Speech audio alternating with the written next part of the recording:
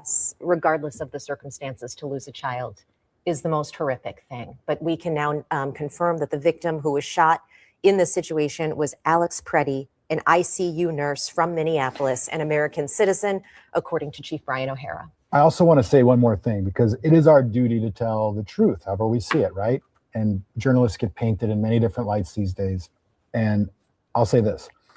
What Commander Bavino said in his press conference and in the press release was that it appeared, according to DHS, that this man, what was his name? Alex Preddy. Preddy.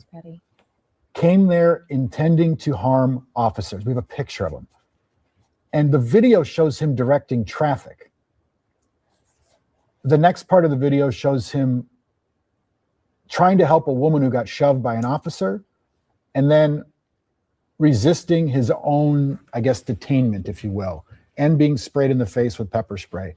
The video does not appear to back up that statement. You have not seen in the angles None of us that have. you have watched that he seemed to be threatening law enforcement. And he may have been, I don't know. I have no clue. Sure, we can't don't prove any of that. But what I'm right. saying, the video shows a man directing traffic, helping a woman, and then sort of resisting his own detainment. That's what it shows. And now we are seeing this man right here, Alex Preddy.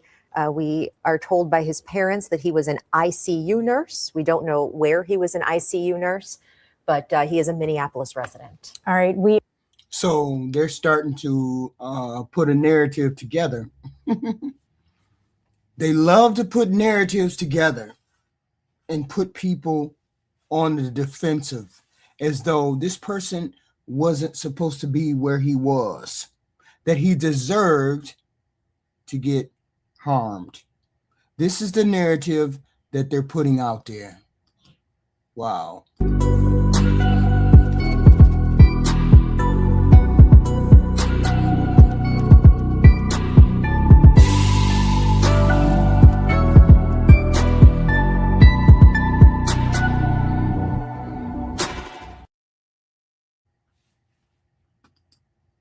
If you're just joining us now, and if you're following along, we wanted to let you know that there was a shooting in the city of Minneapolis today. ICE Border Patrol shot Alex Preddy, as you see there, a 37-year-old man, American citizen, resident of Minneapolis. And DHS saying that he was brandishing a gun, that he had a weapon, that they felt that he was going to cause mass harm to as many law enforcement as possible. So now we see now we're seeing the narrative that they're trying to put out for this young man. They're trying to put a narrative out that he came there to harm the cops. So here we go. Renee Good was shot 3 times. Shot 3 times. Okay. And we all saw the video. We saw the video. We saw what happened. Now the independent autopsy has come out.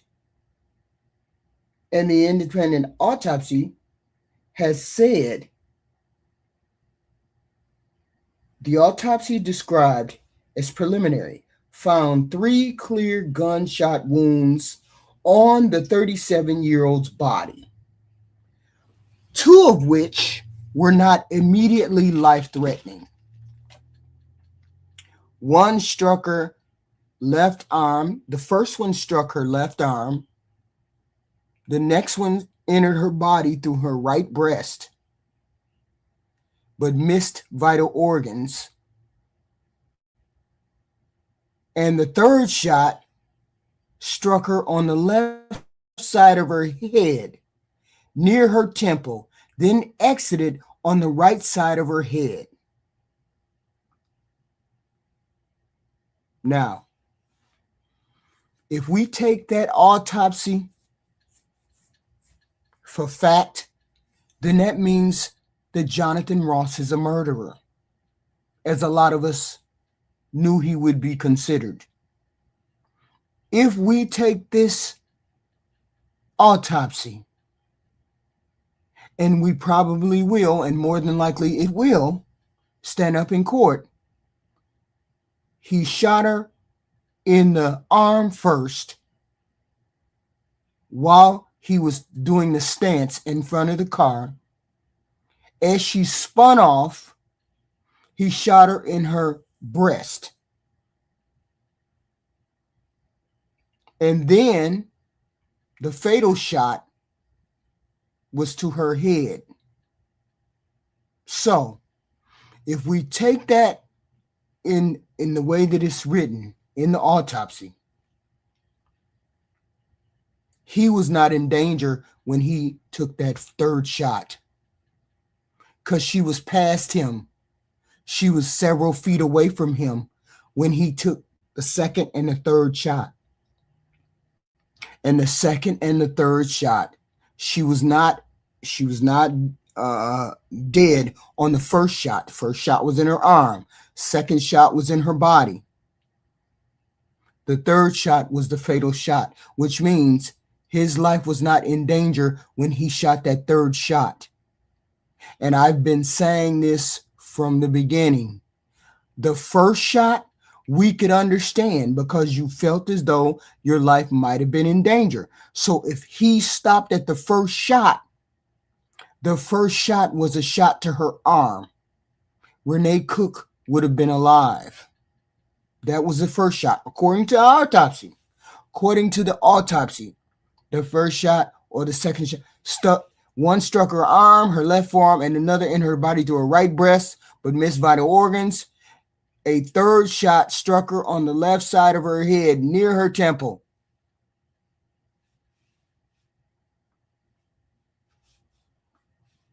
This is what the autopsy found. So all day, twice on Sunday, you're not in any kind of danger on that third shot, which is what I said from the beginning. Did her being in the car rise to the level of murder? And I said it did not rise to the level of him shooting in the car. That's the reason why her crashing is the reason why you don't shoot into a moving car, because more harm can come from shooting in a moving car. This is the autopsy report that was given by, I guess people gave money and they had an independent autopsy done. And this is that independent autopsy. So Jonathan Ross would be considered a murderer. And it's not a justified shooting. Maybe the first one was, maybe the first shot was, but the second and the third shot were not, which is what I said from the beginning. Did it rise to the level of you shooting her? You could have stood or you could have moved 1 foot to the right and not been in danger, but you did not. You decided, in his own videotape shows that he was not in danger, or he did not feel that he was in danger. Okay. So now it's not a matter of whether he's going to get charged or not. It's a matter of what he's going to be charged with. Okay. What is he going to be charged with? Yes, the car was moved. The car, according to y'all, according to a lot of people, the car was considered a threat. Okay, fine. The car was considered a threat off of the first shoot. The first shot was considered a threat. Okay, we'll live with that. We'll deal with that.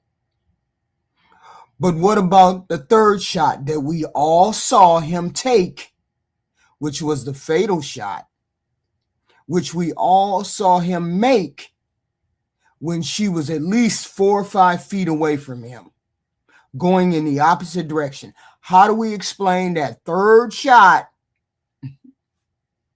That third shot that ended her life. Okay. So that's not how that works. And the police report or the autopsy proves that she was not dead off of the first 2 shots. She died off of that 3rd shot. Okay. Sure. That's wild. But that's the way it is. This Jonathan Ross doesn't get immunity, federal immunity. The state is going to pick these charges up, of course. Of course, they're going to pick these charges up. And you're going to be charged with what degree of homicide, we don't know, but you're going to be charged with some kind of homicide. Okay? Okay. It's going to be charged. So, I mean, it's up to the state officials, federal people. They're trying to run that narrative that he was justified in his homicide. But see, the autopsy later on, you can come out and make a declarative statement like that idiot Noam did. Christy Noam came out and made declarative statement. Oh no, he was justified. But see, the autopsy says something different. Okay, the autopsy says something different.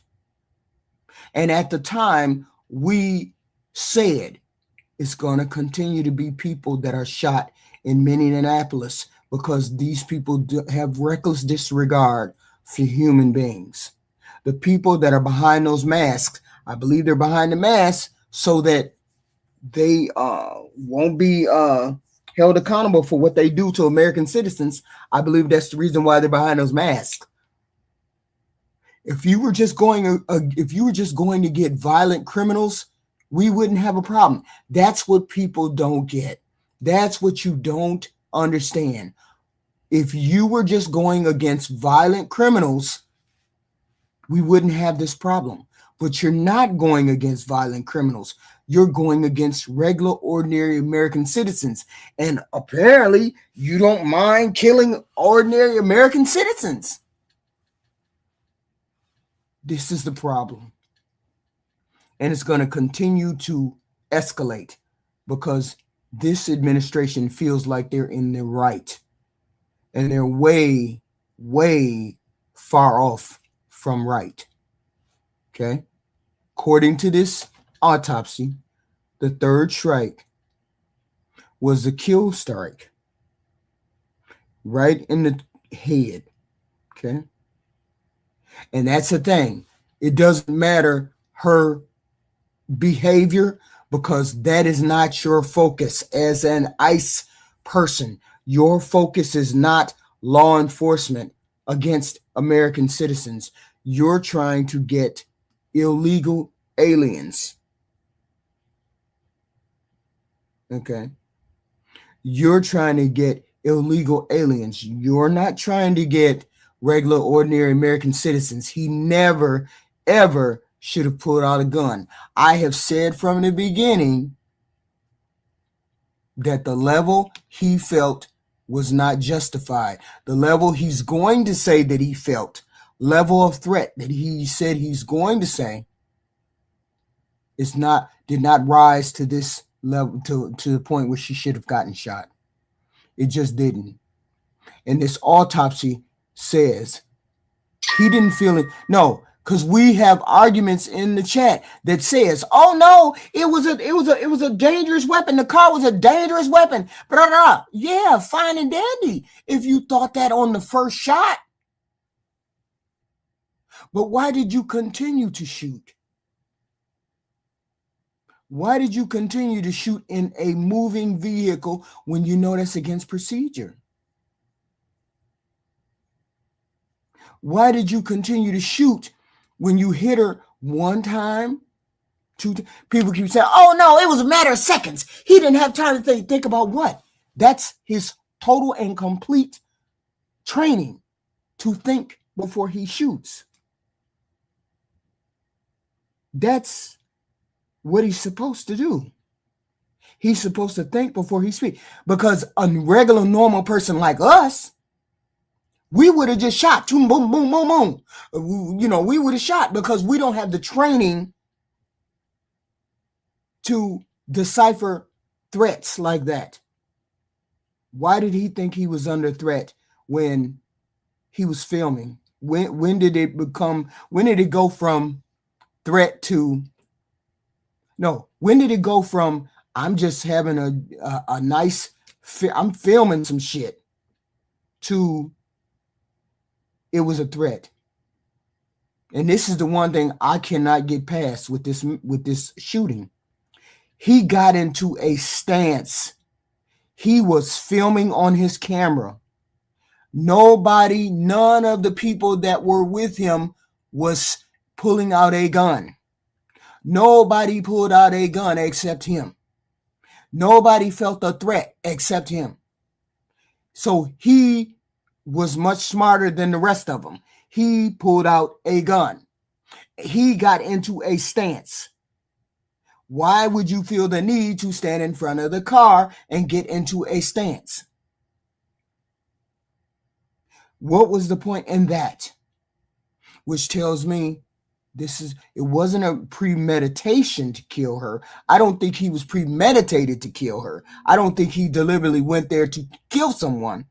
I believe he wanted to stop her from leaving. Okay. So once he figured she would see the gun and that would stop her. But what it did was make her speed up and try to get out of the way. Because we know she wasn't angry. We know that. So let's just chalk it up as one law enforcement person that's going to go to prison. We just going to chalk it up to that because that's what he deserves, because there was no indication that she was a threat to him. She was not a threat to him. She had no intention of running him over. He knew that. He knew that because he was filming on his phone and he could have kept going. But that is what it is. So the autopsy proves us normal, everyday individuals right. It proved us right that it was an unjust shooting of somebody in the car, a murder. It was what it was. So let's move on to this press conference. Let's move on. Another shooting happened. So we have a bunch of people who want to see themselves on stage get out here and say some things. Let's hope they say the right things. This is the press conference. 600 officers in total. Days off has been canceled. Our incredible Minneapolis police officers have been... Shut your ass up, strutting time, your old ass. You don't know what the hell you're talking about. The autopsy doesn't prove anything. Y'all goofy, boy. Y'all goofy. If we don't get the truth out of people, people lie. But the one thing we do know is science don't lie. That's the one thing we do know, is that science don't lie. And I'm believing the autopsy before I believe some of y'all goofies. So shut your ass up, because you ain't no autopsy person. Working tirelessly to do their day-to-day work, and simultaneously they are put in the middle of these chaotic situations. We will not be able to do this on our own, and so we are getting assistance from both mutual aid jurisdictions as well as the request to the governor for the National Guard, and we're appreciative of the assistance. Our community is tired. Our officers are tired. Our businesses are tired. Absolutely. A jury will decide, and a jury will have all of the autopsies, and they will have all of the evidence, because it's already out there for it to do whatever they need to do. Okay? All of the evidence is already out there. Yes, I know it's a corner, retards. I know it's a corner. Just idiotic. And this additional support is necessary. And again, the chaos that we are seeing is caused directly by ICE, Border Control, and this federal administration. Our top priority is keeping our neighbors and businesses safe, and the additional support will help us do that. Our community service officers are helping to deliver food to families that are in need. Community members are out there peacefully protesting, making sure that their voices are heard. They're escorting workers to their jobs. They're taking care of daycares. It has been extraordinary how people around our city have stepped up during this difficult time. And there is an incredible group of leaders in senators and members of Congress that are here with me to deliver a powerful message in just a couple of minutes. We're also working closely with our immigration task force to make sure that clear and transparent information is coordinated. We'll continue to do everything in our power to keep our neighbors safe and to stand up for our immigrant communities. Most of the protests that we've seen have remained peaceful. Y'all do know that he can go to court in federal and state, right? We do know that you can go to court in federal and state, right? And federal can't stop a state person from filing charge. Let me shut up. Jeez, y'all keep going. Stop. Let's keep it that way. Let's not counter Donald Trump's chaos with our own version of chaos here. I understand that people are angry. I'm angry. I understand that people are experiencing trauma. It makes sense. Our communities have been placed on the very front line, and this has been ongoing now for weeks. It must end. Remember, it's only our city that will. Hey, bitch ass homeboy. Bitch ass homeboy. You need to get the hell off my channel. The day you tell me what I'm going to do on my channel is the day you going to run this channel. But until then, you shut the hell up or get off the channel. That's what you do. Don't ever tell me what I'm going to do in my channel. Don't ever do that. Okay. Will suffer if there is damage or destruction that is done. Finally, to the victim's family and friends, our hearts are with you. Our love goes out to you. I know that there is nothing that I can say right now that will ease the pain. But I hope you know that Minneapolis cares deeply for you. There are 435,000 residents that will do everything possible to stand with you. With that, I'll turn it over to Chief O'Hara, who can give more of an update on the plans for tonight. You dumb as hell. They just getting the evidence. They ain't like your dumbass Christy Nome. They ain't finna charge unless they definitely gonna convict dumbass Don Fillinger. They'll put those charges together when they have all their evidence. Homicide isn't necessarily a crime. We get that. I think we get that. He's not being charged with anything. Just hold tight. Hold your fucking powder. Thank you, Mayor. Good evening. I'm going to provide a brief update on the events today and our plans to maintain order in the city. I recognize that this is a volatile and emotional situation, and our focus remains, as it always has been, on de-escalation, slowing things down, and maintaining peace and order in this city. The situation is stable right now, and it is peaceful, and we intend to keep it that way. After our last press update, additional residents and demonstrators gathered today, and the situation deteriorated. Local and state law enforcement officers were surrounded on multiple sides by a mix of protesters and also agitators who engaged in unlawful acts. Individuals began erecting barricades, throwing glass bottles, ice chunks, and at least 2 separate fires were started in the immediate vicinity. Minneapolis police had to escort firefighters so that they could safely extinguish those fires. The number one priority of our police officers is to protect life and maintain public safety for all people in our community. At least y'all got a level-headed person speaking instead of everybody being emotional and everybody picking sides when they don't have the evidence. You don't pick sides in this kind of debate. You just present the evidence. He's just talking about the evidence. All the rest of these goofies want to be emotional. Stop being emotional and impart the facts. And so given the volatility and rising public safety risks for residents, for demonstrators, and police officers, state and local law enforcement did deploy less lethal and gas munitions at that assembly in order to allow for a safe egress of law enforcement and to prevent further violence and damage. We do everything that we possibly can to de-escalate whenever possible. And the actions that were taken today were in response to a dangerous and escalating situation that already had multiple confrontations. The gathering at the scene now is peaceful, and we need everyone to respect the lives and property of all people in our community. In order to maintain that peace, we have established a vehicle exclusionary zone in the affected area. That zone has allowed traffic to be safely managed and has significantly reduced the risk of escalation, ensuring access for emergency vehicles, for residents of the area, and for lawful, peaceful demonstrations.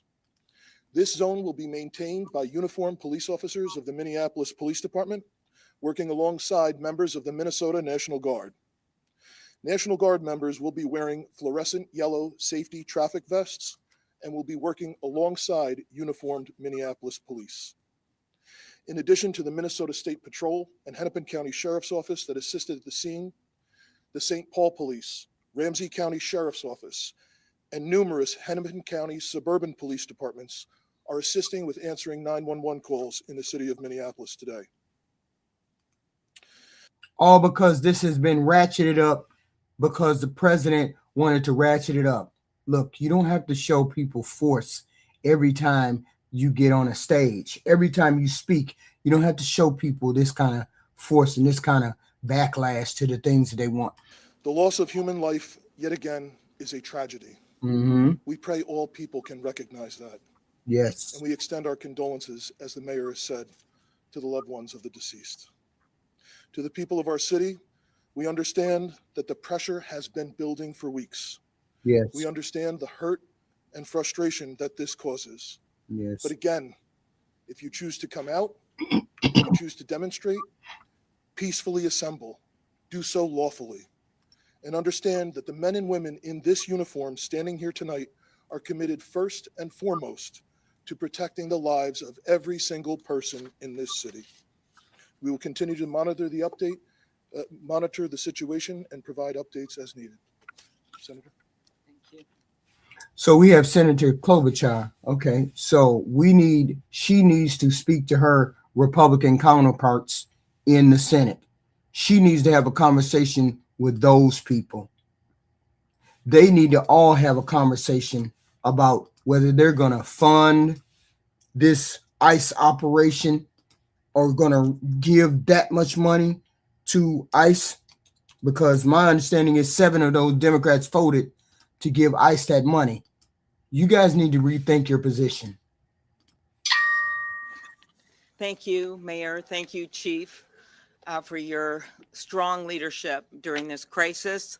I'm joined today by Senator Smith, as well as Representatives McCollum and Morrison, and joining us in a statement are Representatives Craig and Omar. Our message is really clear and straightforward. We need ICE out of Minnesota.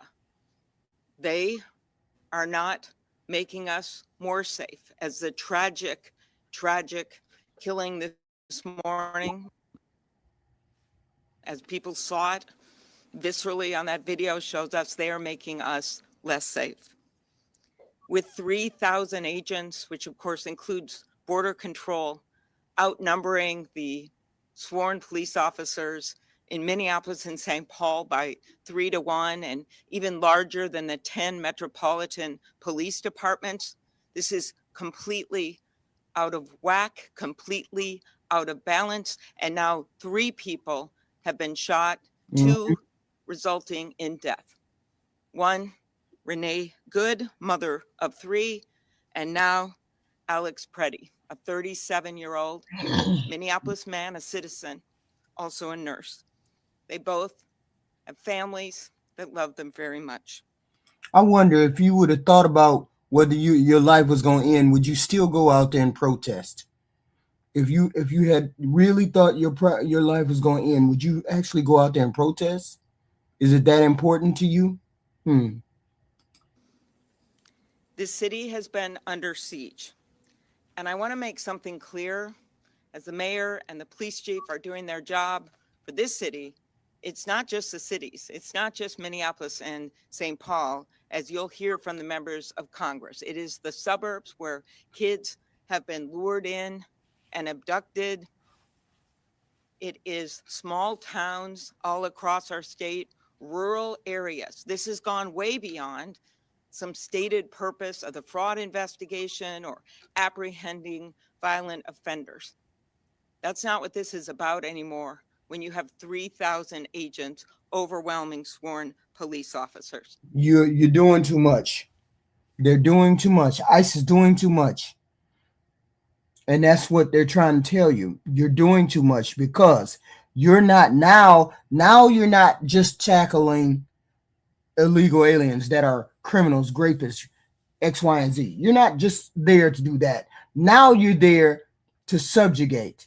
Now you're there to intimidate. Now you're there to scare the regular, ordinary citizens. You ain't there to get no illegal aliens.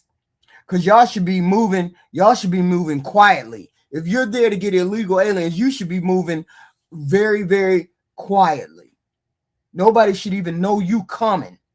Now everybody know you coming. Now everybody know because you all are not hiding it. You're just gathering any person that looks like they belong, and then you're just snatching them up.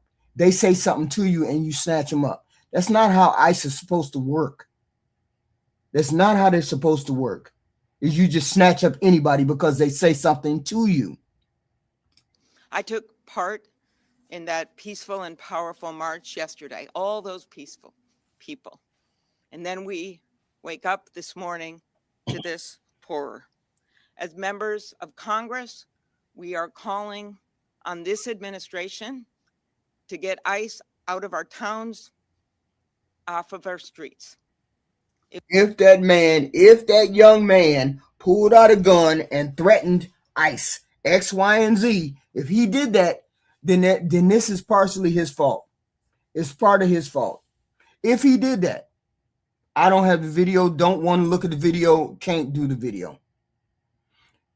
Then he deserves, that's what comes along with pulling a gun out. That somebody else is going to pull a gun out. But if he did not, and he did not threaten them with it, he was just showing them that he had it, saying that he had it, we don't even know. I'm not playing the video because I don't want to see it. I hate violence. I abhor violence in every form. Okay.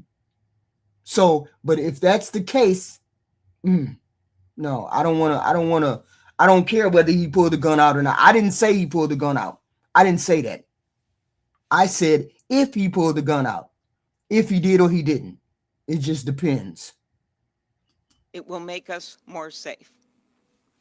We, as a congressional group up here, strongly opposed the ICE funding this week. We opposed it this summer when our Republican colleagues tripled the budget, $75 billion. It is now more than the FBI. They reduced the training from 5 months to 47 days. And these are the results. We are also calling for a full and transparent investigation. We have done this before in Minnesota, coordinating with local and state and federal law enforcement. And if they're not going to do it, then they need to get out of the way and allow our very professional Bureau of Criminal Apprehension to conduct the investigation into these killings. And finally, we call on our Republican colleagues to stand with us. I know they know what's going on here because it's happening in their own districts. We have, of course, these shootings, but it is a lot more than that. They know that something's wrong when a Hmong elder is pulled out of a house in his underwear and slippers, and they figure out about an hour later they got the wrong guy. And in fact, the guy they were looking for is actually in jail. Or a 2-year-old, a case my office worked on, in addition to hundreds more, who's taken with her dad and then put on a plane to Texas when her mom is desperately trying to get her. We got her back, but none of this should be happening. None of it. So we call on our Republican colleagues to join us, because we have warned this administration. I have personally warned them that there would be more deaths, that more of this would happen. And clearly they're not listening. So we ask people around the country to talk to their Republican representatives to make clear that this is not the America that is ours. This has got to stop. And with that, I turn it over to my colleague, Senator Smith. Good afternoon, everyone. So today, federal agents beat and then shot multiple times and killed 37-year-old Alex Jeffrey Preddy, a U.S. citizen. I looked at the video. I don't see how he would have pulled out. I don't see how he would have pulled out a gun, because they were pounding on his ass. I don't see how he could have pulled out a gun. They were pounding on his ass. And when they all backed up, he fell. He was, I don't see where he pulled out, but then I can't see the angle. This is wild. Wow.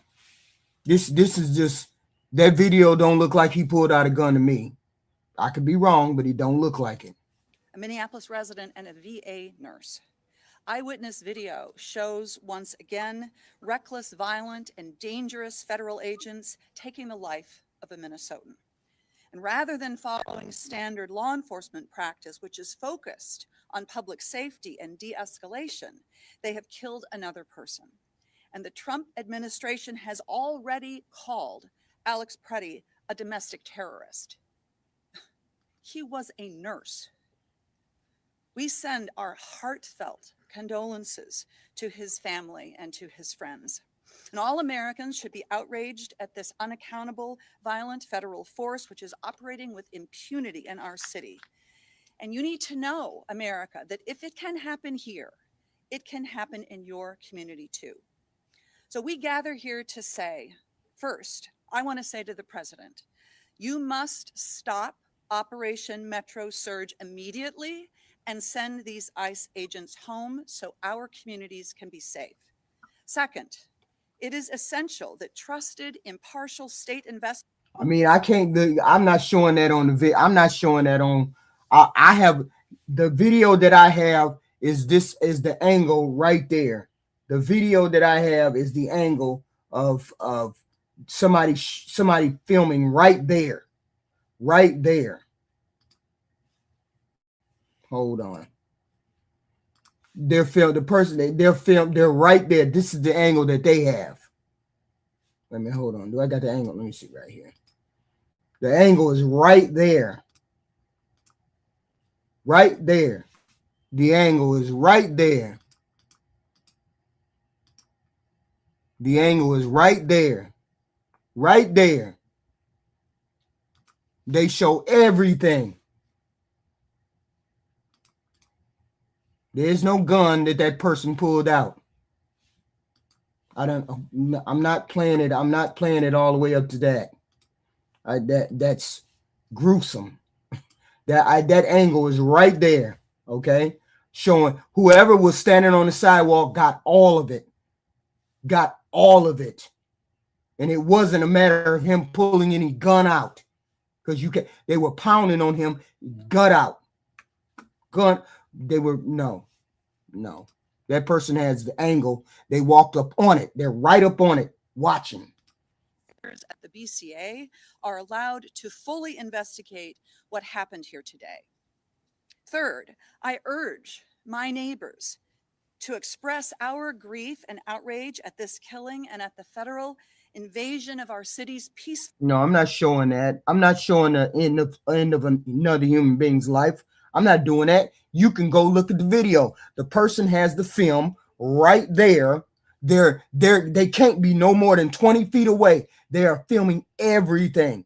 And there was no gun. I watched them. There was no gun in that dude's hand. No gun whatsoever. So what was the point of that? They were pounding on that dude. You go look at the video. This person is 20 feet away, maybe not even that far. And they're walking up as it's happening, as they see everything. It's on film. And with the love that we showed you. This is a better video than Renee Good's demise. This is right there. This is a person standing right there. Yesterday, when so many thousands of us showed up in support of our community. And finally, we must have our Republicans in Congress. They must join with us to condemn this violent and unfettered violent abuse of power and to stop it. And they can do that by refusing to fund this agency so long as it continues to kill and terrorize Americans. That is what Senator Klobuchar and I will be working on in the United States Senate. This can end, all of this can end right here, right now, today. All of this can end right here, right now, today. In the House and the Senate. Specifically the Senate, but in the House and the Senate, this could end today. That's all it would take is a handful of Republicans to vote Mike Johnson out of his speakership and give the speakership to Hakeem Jeffries. And this shit would end. That's how fucking simple it is. It would end right now. Same thing in the Senate. That's all it would take is 5 Republicans in the Senate. And this would end right now if they voted with the Democrats. That's all it takes. But these Republicans are so concerned about their next win. You don't have any proof of that. Stop saying lies in my chat. Don't sit up here and lie in my chat. You don't know jack shit about Jeffries. Don't come with bullshit if you don't have proof. Y'all so goofy, y'all just say anything. This could end tomorrow. And I just want to close by thanking so much the local law enforcement and fire departments, not only here in Minneapolis, but all across the state that have been doing everything that they could, everything that you can to keep our cities safe. I once worked in City Hall and I know what it's like. And I am so grateful for their relentless work to keep our communities safe. Representative McCollum. Well, we have a saying in Congress that we agree and reflect in our remarks those that are. The reason why I said it could end today if they voted Mike Johnson out is that Republicans don't have any kind of spine. They don't like to govern. They don't want to govern.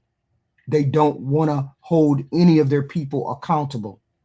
If you want to absolve yourself of the guilt of holding this president accountable, that's all you got to do is vote Mike out of the speakership and let Hakeem Jeffries get in and let Hakeem Jeffries run the investigations up. Because he doesn't have the spine or the will or the conviction to go against his party.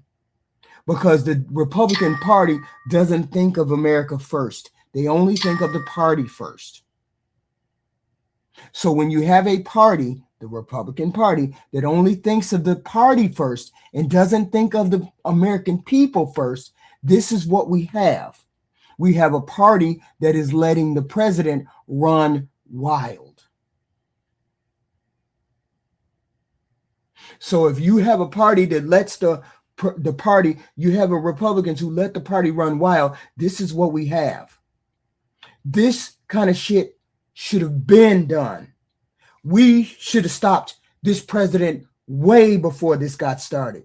We should have been done stopped this president. The Democrats would have been done thrown this person out of office.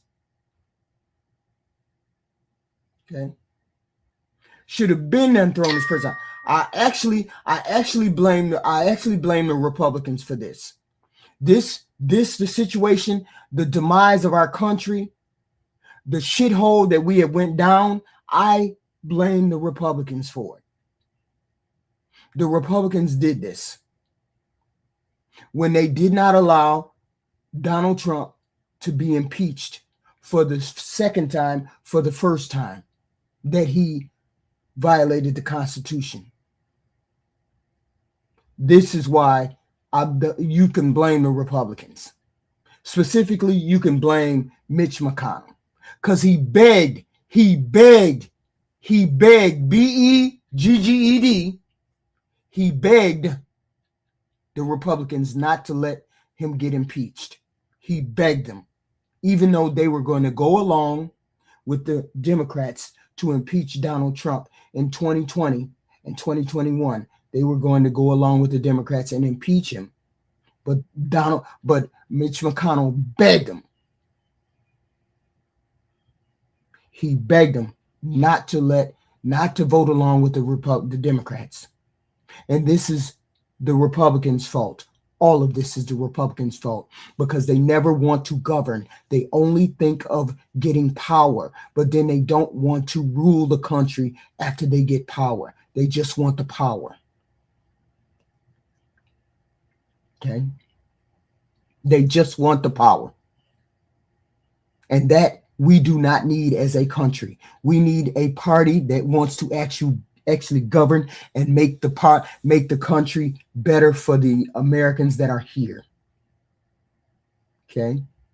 And we don't have a party that definitely, the Republican Party, we know, because it's tried and true, we know that they don't have the good of the American people in mind. Because this never should have went as far as it has gone. And right now, they can stop it right now. Monday morning, they can come in. 5 brave Republicans can come in and say, you put one step out of order, Mr. President, and we're going to impeach you. We're going to go right along with the Democrats and impeach you. And that president would be reeled in from doing any of this wild shit that his mental brain pan lets him come up with. Have spoken before us. So I'm going to take a slightly different tact.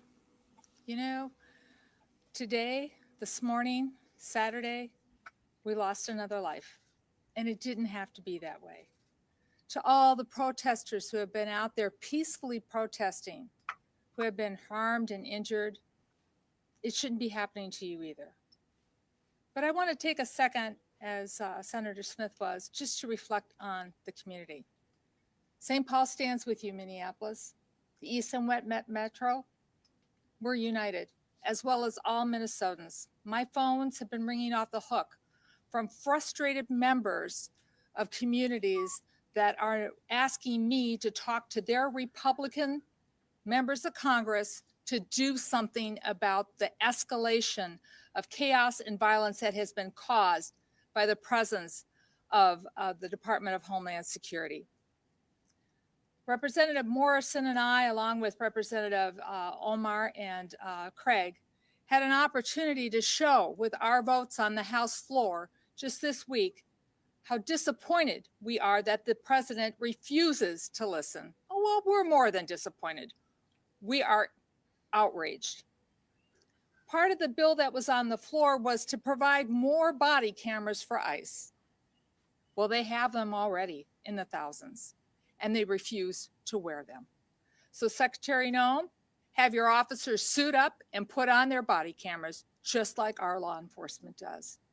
To our law enforcement here, we appreciate you, especially those of you who have been working the extra shifts. To the school boards, to the community service volunteers. This reason why we only hear about what the president is doing is because the Senate or the Senate leadership and the House leadership have abdicated their duties. That's why you never see the Republicans out. This is why you never ever see, y'all notice that y'all ain't seen no Republicans coming out defending this shit. Y'all notice y'all ain't seen no Senate or no House people coming out to defend this shit. Y'all notice that? You always see Democrats out talking about, oh, they won't help us, they won't do it. You only see the Democrats out here talking, and the police and whatnot. You don't never see any kind of Republicans, because there's nothing that they can defend. All of this is indefensible because they have no answers. You never, I just want to see somebody show me where a Republican has come out and said anything in support of the people in Minnesota about getting hurt. Anything good about Renee Good. Anything about the autopsy. Anything about this gentleman getting shot. Because anybody lead me to a Republican that has come out and said anything? Everybody out there in this community, you make us so proud to represent you in the United States Congress. We hold our head up high with how Minnesota is reacting to this. We celebrate 250 years of this United States of America. And I'll close with quoting Benjamin Franklin. He came out of the Constitutional Convention and he said, it's a republic if you can keep it. Well, we're showing we want to keep it a republic with peaceful protesting. Nope, it's not okay. It's never okay to attack law enforcement. But it's okay for the Republican Party that they kill regular, ordinary citizens. It's okay that they're killing regular, ordinary. Hey, they ain't black. For once, it ain't black people getting killed. Because otherwise, we wouldn't have no protests. This is white folk, white woman, white man. Just keep shooting them. Just keep shooting them. That's all you got to do is keep shooting them. Soon as they start responding, soon as the other side start responding, then maybe we'll have a fire. Because it ain't sunk in yet that they killing you white folks. Why don't y'all just keep shooting the white folks? Let's keep doing that. See what they got to say on the other side. Be calm, be safe, take care of one another. And when you see a National Guards person out there trying to relieve one of our police officers, know that they're there to protect you. So please respect everyone out there trying to keep us safe. And with that, you goofies need to go look at the video. You need to go look at the video before you start doing this. Before you come on here and say that, you need to start looking at the video. Go ahead. There's a direct video that shows exactly the moment he lost his life. And we don't see no gun in his hand. Ain't no gun in his hand. And the person who's shooting the video is right up on him. And don't nobody see no gun in his hand. At least I didn't see no gun. Maybe somebody else saw a gun. Did somebody see a gun? Because I don't see no gun. Okay. They disarmed him before they shot him. And he never put my point exactly. I didn't shoot. I didn't see a gun. But you all felt the need to murder the man. It was six of y'all standing around that man, and you felt the need to murder him? He didn't pull a gun, but you felt the need to murder him? That's wild. It don't matter what he was carrying. He didn't pull it out, did he? Did he pull it out? We don't see him pulling it out. All we saw was him he was getting stomped out. And all of a sudden, they back away. He lay flat. Boom, it's over. That's wild that we got people defending murder. Just like they tried to defend the murder of Renee Good. And the autopsy says that it was murder. He didn't pull his gun out, goofy. Y'all need to go watch the video. I'm not even gonna argue with you. You're allowed to carry. He didn't break any laws. He's allowed to carry. And you need to go watch the damn video instead of running your mouth about pulling the gun out. Ain't nobody pull a gun out. He can carry a gun. That's wild. That's wild. He never drew a gun. It's murder.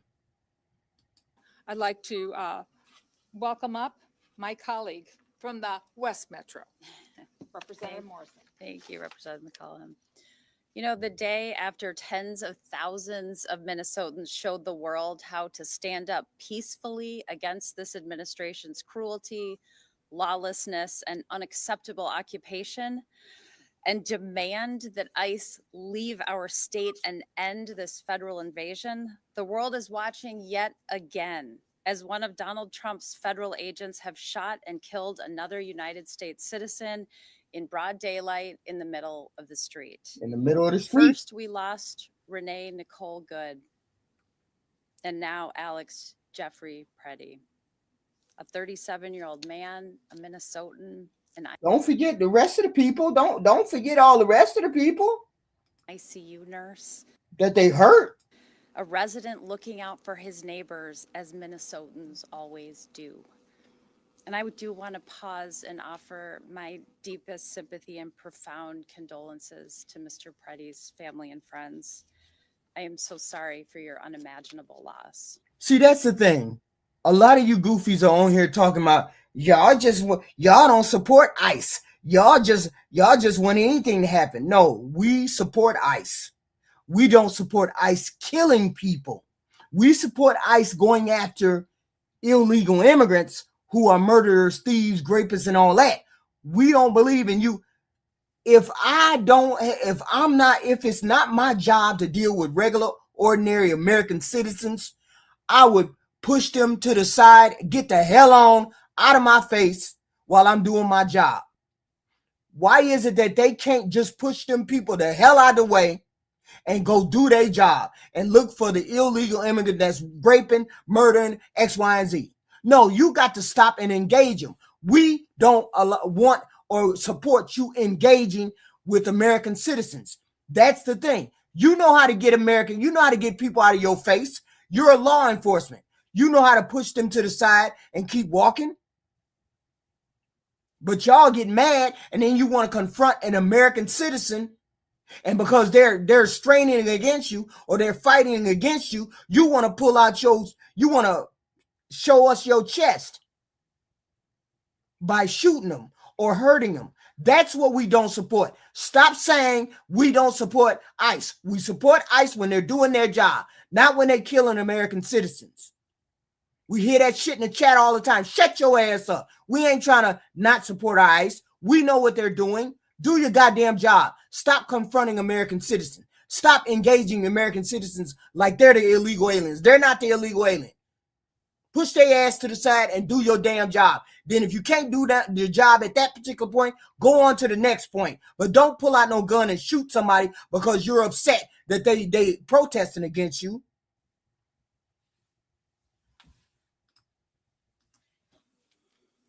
And we are once again now being asked to deny what we saw with our own eyes. We watched the videos of a masked federal agent shooting Alex in the back multiple times while he was pinned down by more than 6 other masked federal agents. And once again, DHS has come out with a predetermined narrative that contradicts everything we saw with our own eyes. 2 37-year-old Minnesotans are now dead. Yes, we will wait for the investigation. That's what we will do.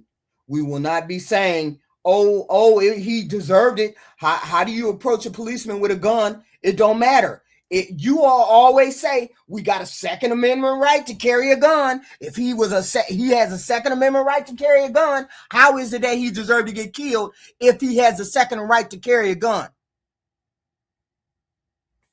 Y'all wild. He shouldn't have a gun. Yes, he should.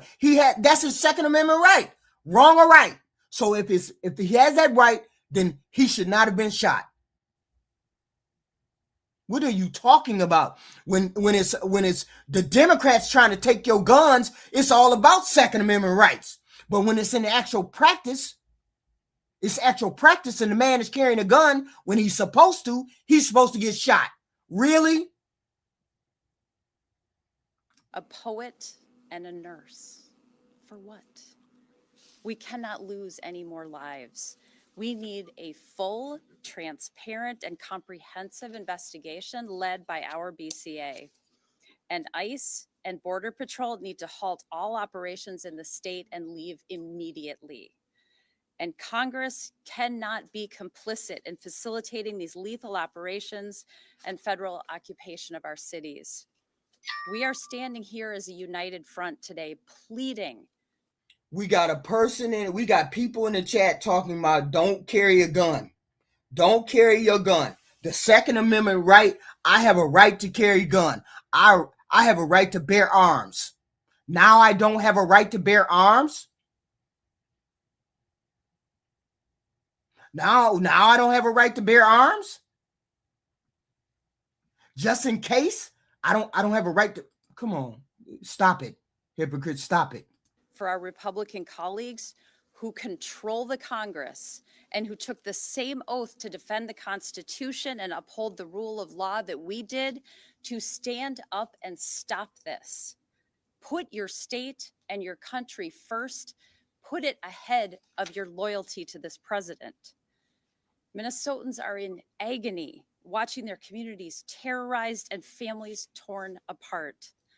ICE and CBP agents are traumatizing our communities, violating Minnesotans' constitutional rights, unlawfully detaining and arresting United States citizens, racially profiling people, forcing schools, restaurants, and businesses to close. And people are dying at the hands of these federal agents. It has to stop now before anyone else is hurt. And I return it to the mayor.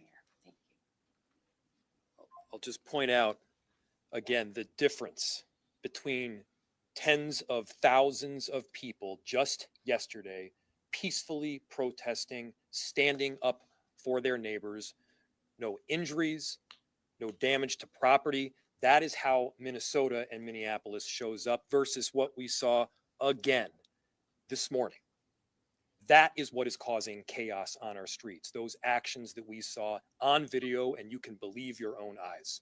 With that, we'll open it to questions. Senator Klobuchar, are you willing to use every lever of power at your disposal as a member of the minority party to stop what is happening here, up to and including a government shutdown? Right now, we are focused on getting ICE out of the state. And of course, we will use every lever that we have. But I do remind people that Donald Trump runs the White House. And sadly, because to date, we have not seen the Republican members of Congress standing up, he also seems to run the Congress. But the point here is that there are many changes that we could make. You know, why aren't we helping fund local law enforcement instead of what they did with this bill last summer where they tripled the budget? And why aren't they pledging to have a full investigation of what happened? I have a lot of respect for our local law enforcement here, and I appreciated the words of some of my colleagues who talked about the fact that people have to differentiate here with what they're doing on the front line every single day. So there are many things we could do. There's many things that they need to think about in regard to this shooting. There's many things they need to think about. Okay, he pulled that. I don't know whether he pulled a gun or he didn't pull a gun. I don't know. I'm not showing that video. That video is gruesome. I can't even do it. But did he pull a gun? Didn't he? People said he didn't. I saw the video with the person standing on the side of the sidewalk, standing right there with the with it happening right in front of them, taking a picture. So we have camera. We can tell whether he had a gun or not. Y'all go look at it and see. Tell whether he had a gun or not. Go look at it and see. The one where the person is standing close to him. Budgets are a value choice. And Y'all that's have what to we're hold the asking video our up. Republican colleagues to do. I work across the aisle all the time. I work with them. And I know that many of them understand that what's going on right now is wrong. And so the way— Can you open carry? Can you open carry in Minnesota? That's going to be key too. Can you open carry in Minnesota? That's going to be key. Okay. Another thing. There's a close-up video of him pulling that piece of stabby teeth. Y'all said this video of him pulling the piece. People said there ain't no video of him pulling the piece. We talking about pulling the piece when he's down on the ground. Did he pull the piece down on the ground? It could have been, he could have been showing them that he had a gun when you see him pulling the piece the first time. Maybe he did it the first time and he showed him that he had a piece. But that still don't mean that you get him on the ground and then shoot him. That's the thing. We don't know. We don't know. Y'all go look at the video. See if y'all can find different angles. Way to get to a higher ground, honestly, is to get them to get ICE out of our state right now, to call the president, to speak out as we have been doing day after day after day, and to remember these little kids who are afraid to go to school, and to remember the people who are legal citizens who are wrestled to the ground, yelling, I am born here. I was born here. And to remember these two that we've lost. And I hope that's something that they all take home and that the people of this country do as they look at how they can get this administration to stop this.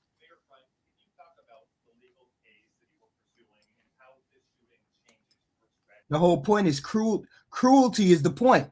Cruelty is the point. Let that sink in. The cruelty is the point. They want to be cruel. They want to bash heads. They want to put a hole in folks. The cruelty is the point. I think we got that point. What is your best case scenario on Monday when you go to court? Yeah. So there's two forms of request that we have been asking for. The first was this temporary restraining order. The other possibility is some form of injunctive relief. Now, I don't want to get too into the details because I'm bound to get something wrong, but the question is one of urgency and immediacy. The issue is that we recently saw somebody shot and badly injured. We then saw somebody shot and killed, and that was the second one. Chief, I think we've only had 3 homicides in the city this year. Is that right? 2 of them, ICE. My name is HQ. It's HQ. This is my name, HQ. 3 homicides. 2 of them were from ICE. And so the relief that we're asking for is stopping this Operation Metro Surge in the immediacy. It's preventing this massive influx of agents that is making it very difficult for us to do our jobs in the city as well as we need to do them. And we need to do regular day law enforcement as well. Yes. They defied a search warrant this morning. Do you think they'll abide by a court order from the federal judge? They have to abide. So the question is, they defied a search warrant this morning. Will they Hold abide on. by a Hold on. court order by a federal judge? Everybody listen to that question. The question is, will this administration abide by a court order? These are the underpinnings of our democracy, of our republic, and of this Constitution. The answer better be yes. Whether you're a Democrat or you're a Republican, you abide by those court orders. The answer has to be yes if you are a patriot for this country. And so, yes, my expectation is that they will abide by the court order because there is not an alternative. If I could just ask you, and also Senator Klobuchar and the other legislators, the rhetoric today seems back to where it was in the aftermath of Renee, if not even higher. Senator Klobuchar posted on X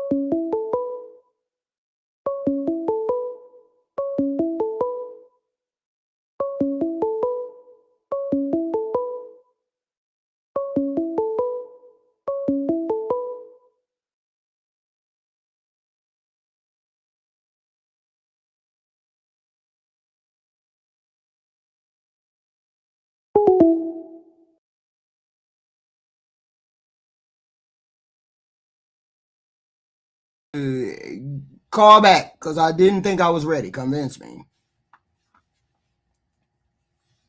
Or somebody test the number. What was the number? Let me see.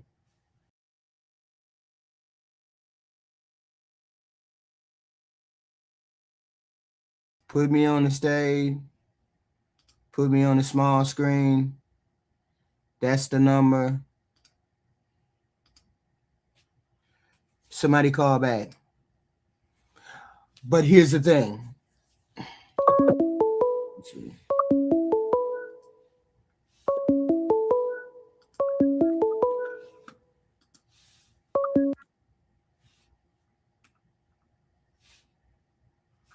Oh, they keep doing me wrong. You keep doing me dirty. What's going on, people? You keep doing me dirty.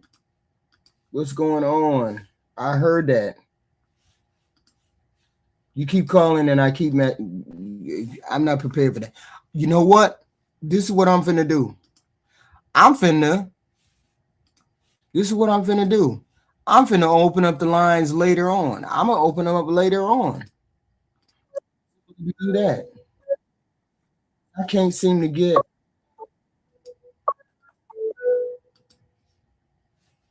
For some reason they want me to do something different, and I can't seem to get in there. It's something weird. I can't seem to get it to pull the phone correctly. They want me to do something, pay for something, do something. I'm gonna put us back in tonight. I'm gonna pull us back in tonight. The person that killed our citizens, they're I'll write investigating the number us. down for later. This is political Let me look and see. retaliation. This is about a political narrative, and that narrative is making people less safe.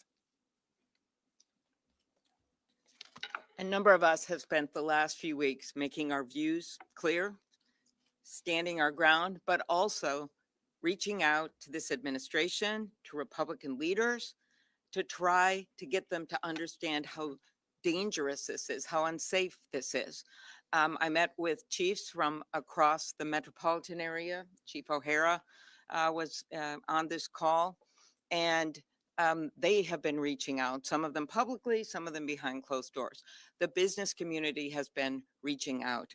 I have been personally reaching out to the president's chief of staff and spoken with her. We have done this day after day after day. So we're not just shutting out any discussions, but we've been explaining to them, and I know the governor has, how dangerous this situation is. And I have specifically told people that someone else was going to die. I said this a few days ago. I said it might be by a car, it might be by some other way. And it just seems like you hope that they're going to de-escalate, and then they keep escalating it up. Right now, I hope they're listening, and I mostly hope that our Republican colleagues are listening and that they will step in, even if it's behind closed doors.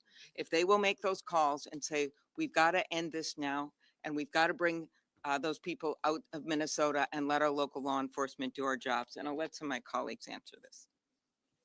Well, I'll just say that I completely agree with the mayor and the senator.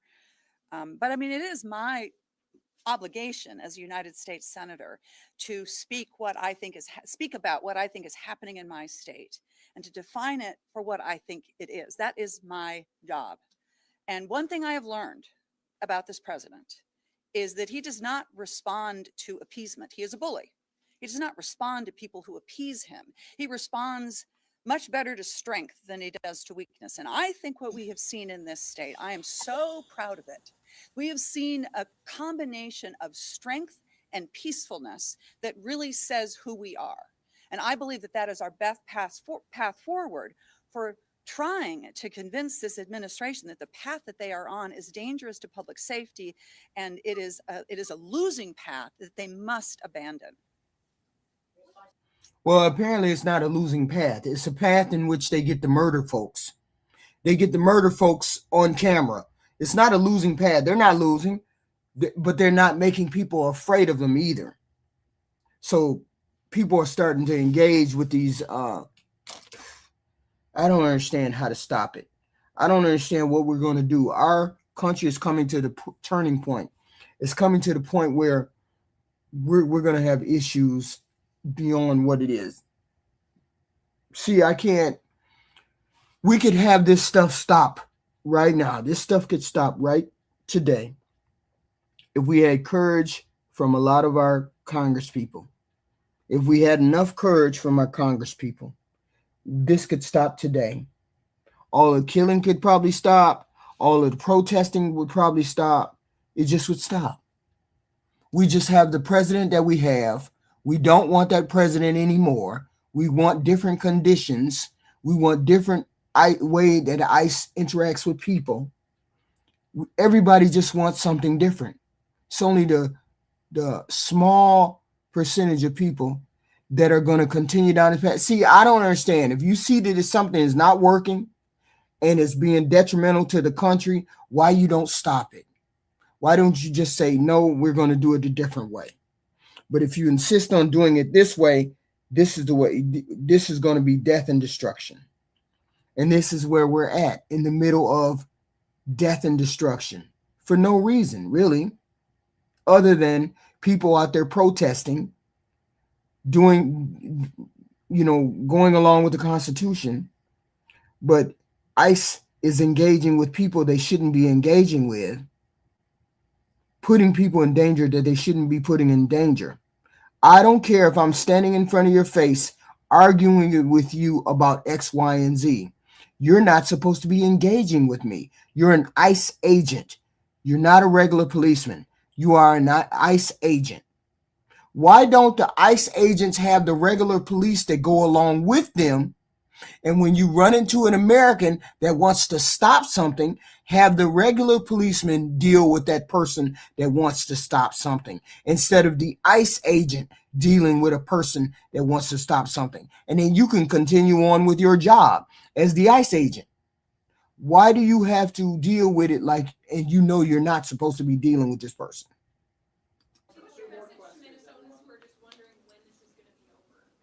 Let me see about this phone call, this phone.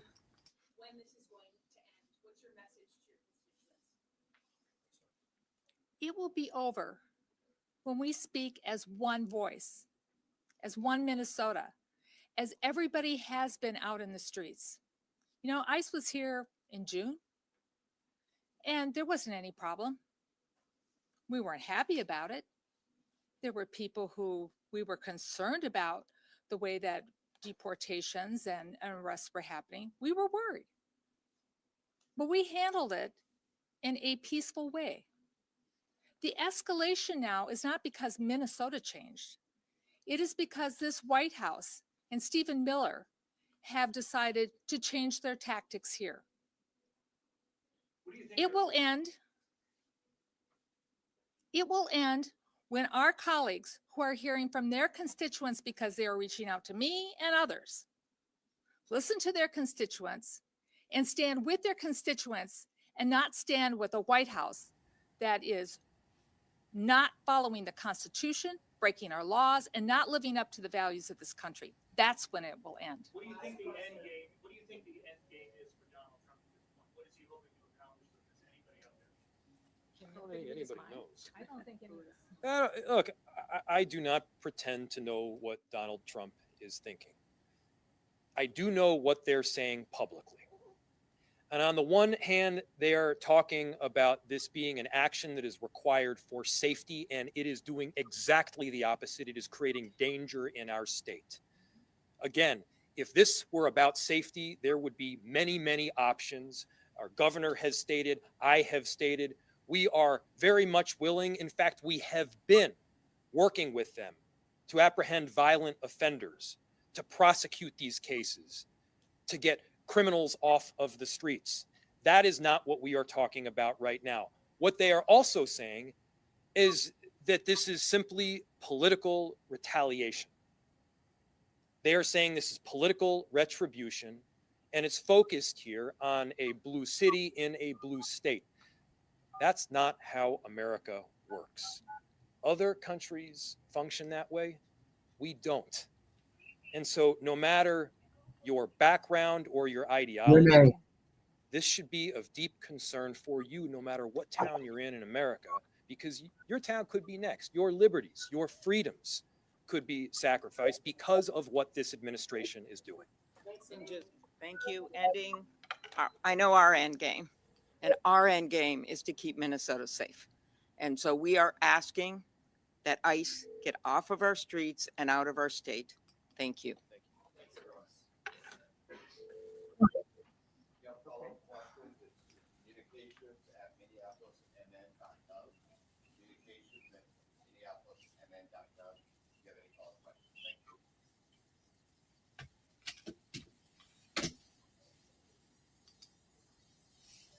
All right.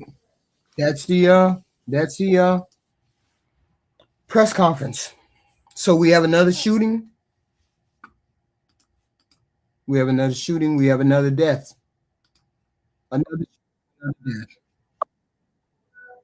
Hold on. Who's calling? Let me see if that works. I've been trying to get it to work.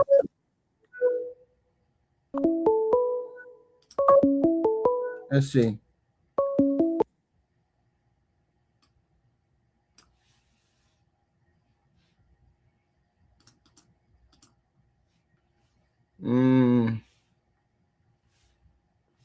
Call. It was almost there. It was almost there. I'll have it fixed by the time we pull it open tonight. Y'all remember the number. Remember the number. The number is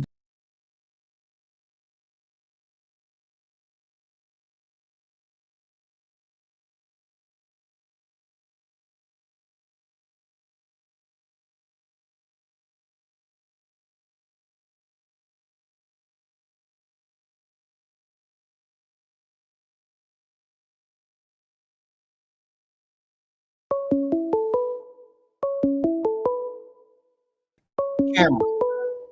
Let me see. Aaron. To accept, press 1. To send a voicemail, press 2. Y'all let me know if y'all can hear this. Can you hear this? Hello? Hello? Hello? Yeah. Yep. Can you hear me? Yeah, I can hear you. Okay. I'm Hello, just wondering HQ. whether they can hear you. Can you all hear him or no? Because yes, ma'am. Yes. What do you want me to say?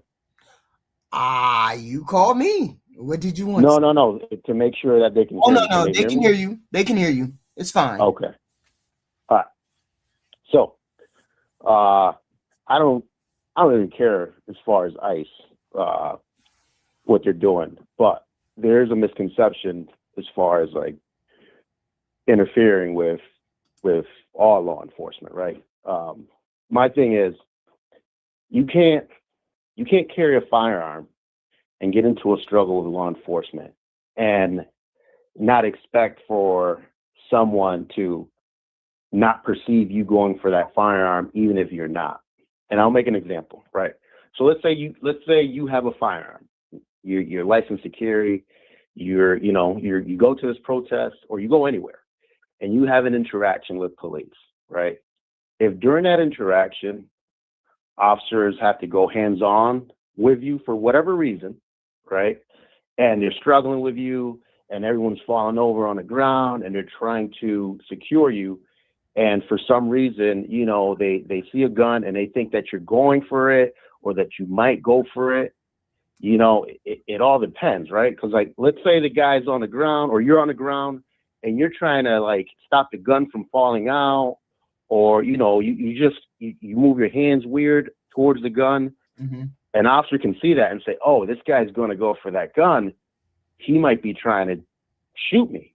This is why this doesn't only happen with ICE. This happens, throughout the country and actually throughout the world, right? Where officers are trying to restrain someone, and because of the situation where there's a firearm involved, people, they would rather stop the threat than themselves be the victim of a shooting.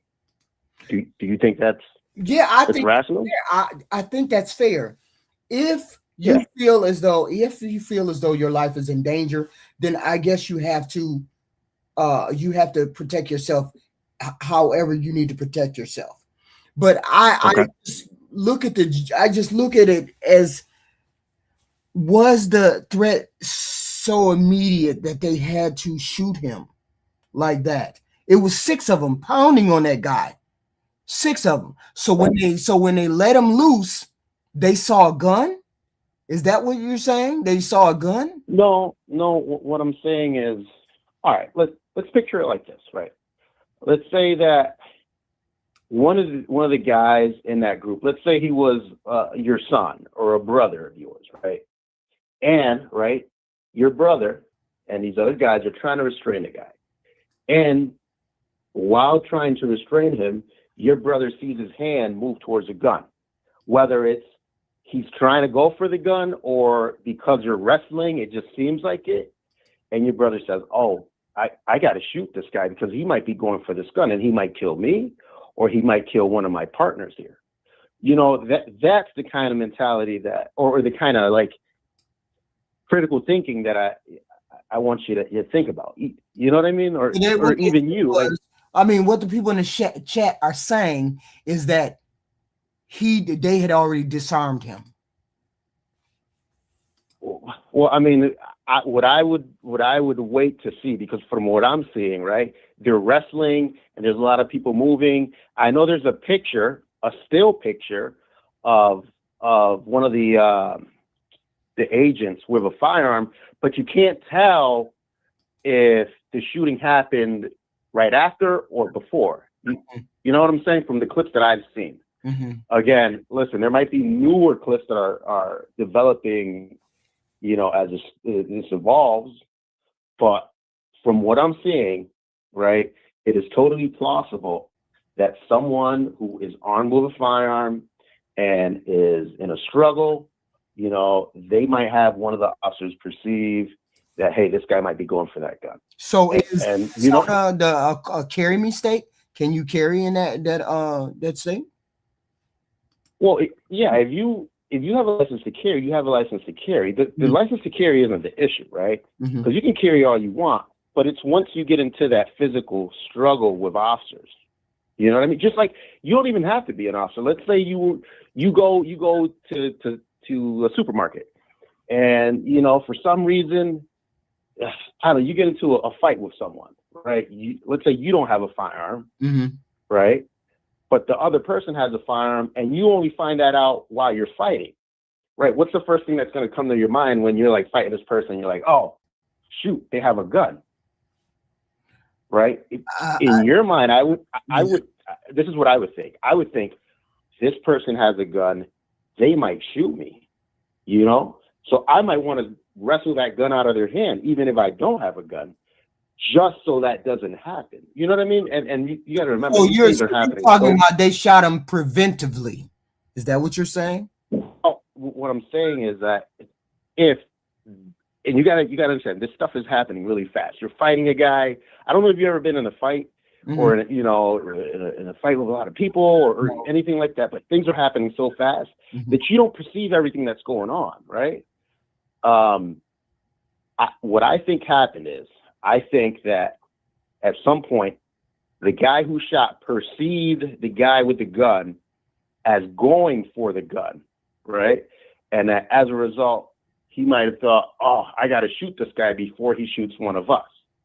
And I could see almost everyone and anyone in that position, whether you're a law enforcement officer or you're at a club, right? If you're at a club and you see some people fighting and one of the guys has a gun, well, are you going to wait for that guy to grab the gun, pull it completely out and point it in your direction before you run, or you try to take it away? So my question is this: did they see what on film? Did he have a gun that you saw? Did he have a gun? So on film, right, from the angle that I see, they're trying to wrestle the guy, and the guy's wrestling, right? He's trying to get away. They're trying to secure him. And then at one point, you hear someone yell gun, right? After they yell gun, the struggling happens just a little bit more, and then shots are fired. Now, there is a photo that I saw from the other angle. So from like the backside, where one of the agents has a gun, and it looks like the gun that Homeland Security showed in the picture, where they said, hey, this is what happened with that incident. But that's what I'm saying. With these type of things, you can't just immediately jump to conclusions, because what you have to try to do, this is what I do anyways, I try to put myself in the moment, right? Mhm. Hey, what would I do? Like, I know I understand that, it's a heated topic, the ICE, the immigration and whatnot. But when it comes down to a shooting, just like any shooting that anyone might have, whether it be an officer or even a civilian, you got to understand the context of what's going on through this person's mind. You know what I mean? Does that make sense? See, here's the thing: we took the word, or we took the same approach to Jonathan Ross. We don't know whether he felt threatened. We don't know whether Jonathan Ross. That was the argument. We don't know whether he felt threatened, whether he X, Y, and Z. But see, they're law enforcement.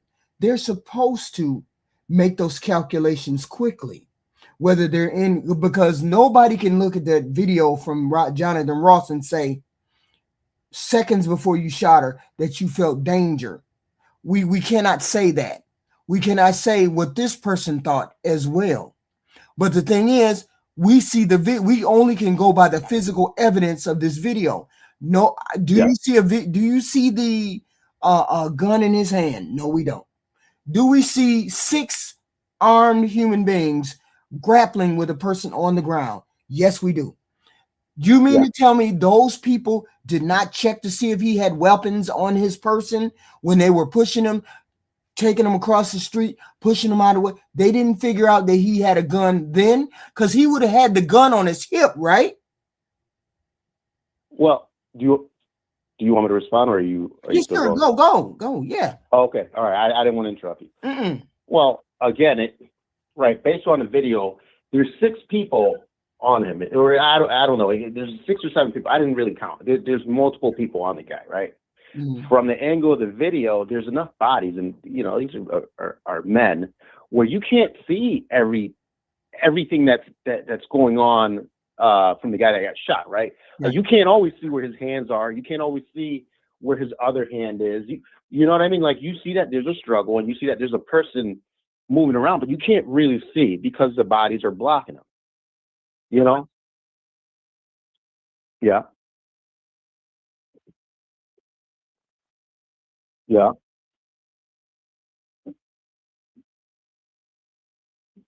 Okay. His body what? I'm sorry? What does that mean? Steal? You saw him stop moving. Okay. Yeah. Yeah.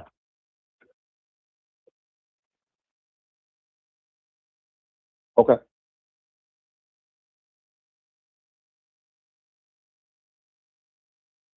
Well, that's why I'm saying that there's so many bodies involved that it's hard to see what he's doing with his hand. So, someone could be laying down, right? Like if you get enough people on you, you could be laying down, right?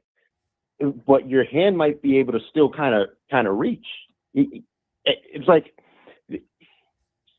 the problem with this whole situation is that because we haven't seen video that's like up close, maybe if they have body cams at this point, or maybe there's a different angle, then we can definitively say, hey, yeah, he wasn't moving his hands.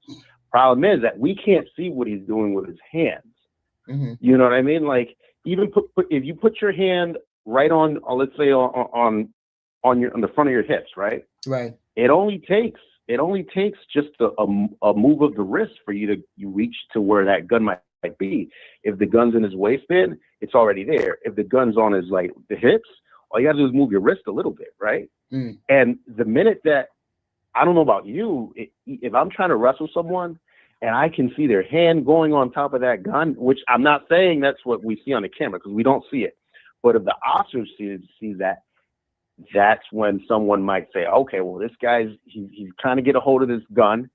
If he could somehow just pull it out enough, or if he can somehow, just do something where that it fires, it could kill. Or not. One of those officers could have gotten killed. And coulda, was that's the determination that has to be made. Did they right? If with 5 men there, did you feel there was a threat? And if you felt if someone has well, let me ask you, if you and 5 other people are wrestling someone with a gun, do you think it's possible that person might be able to shoot you? It depends on if they still had the gun. People are saying they're saying he didn't have the gun.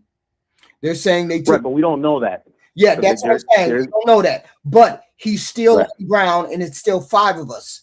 No, I would not feel but even if I would have saw the gun, and somebody saw it, their first instinct probably would have been to take the gun. So I'm assuming as officers, you took the gun first. So why did you feel the need to shoot him? You let him keep the gun? Right. But we don't know that because there's.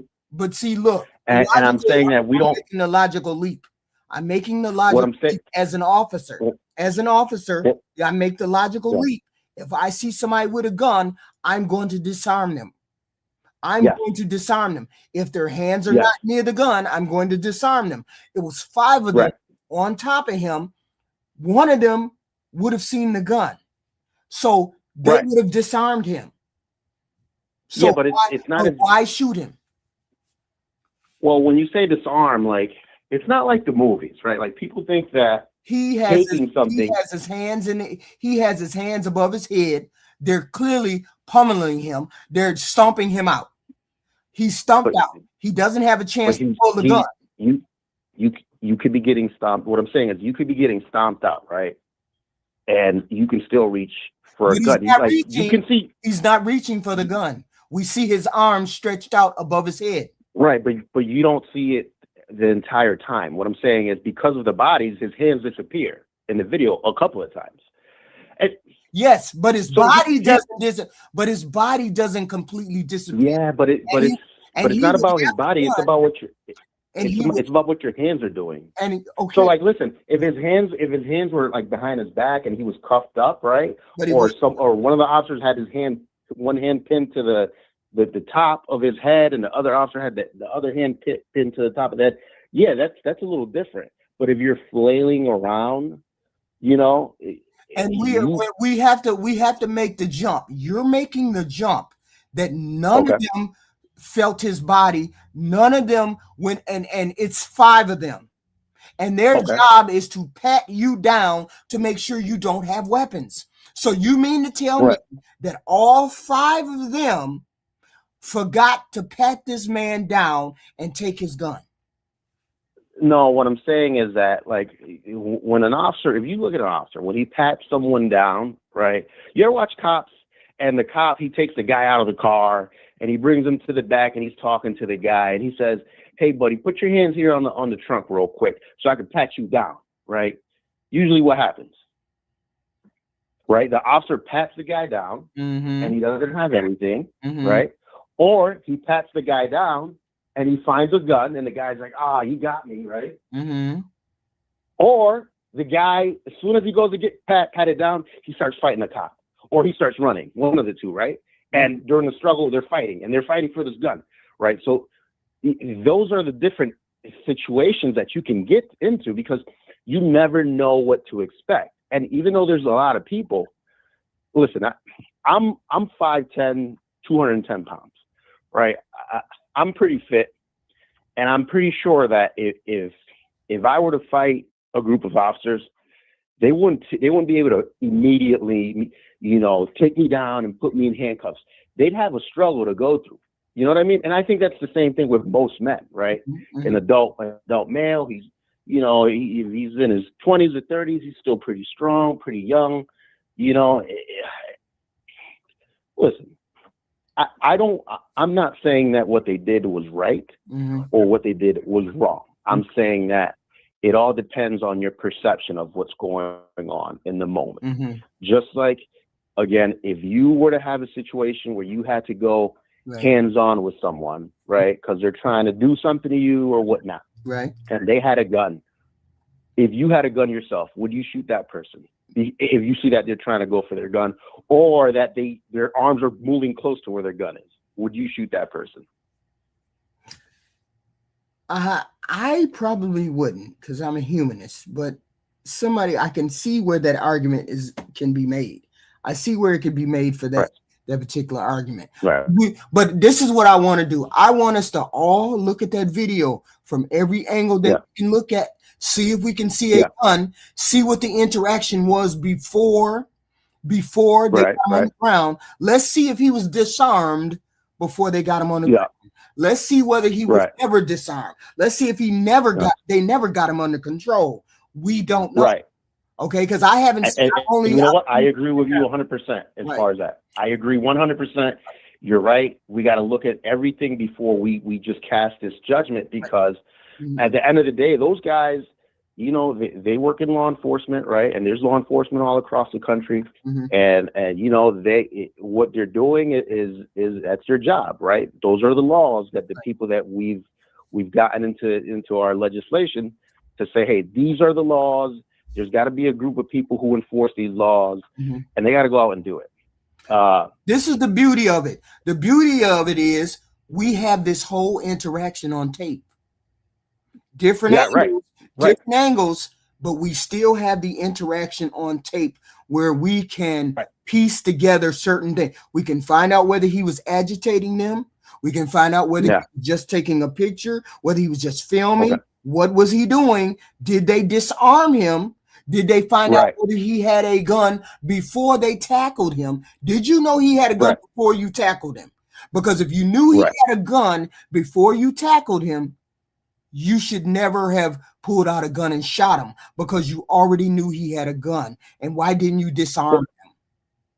Well, let me ask you this. Right? Let's say that they knew that he had a gun, which they might have known, right? Because I don't know. Obviously, we don't know everything. So you're in that situation. The guy has a gun, right? You want to arrest him because he's interfered with your investigation. What's your next step? Sir, let me see your hands. Put your hands behind your back. Don't reach for the gun. What happens if that guy's like, no, I'm not going to listen to you? What do you do next? You could possibly tackle him, but that would have been the first. But that's what they did. But that would have been the first thing I did. I would have checked him for weapons before I started really. Wait a minute, y'all check him for weapons before we do anything. Check him for weapons. So how do you check someone for weapons who's resisting? But I'm saying to you, it's 5 of them. It's 5 men against one.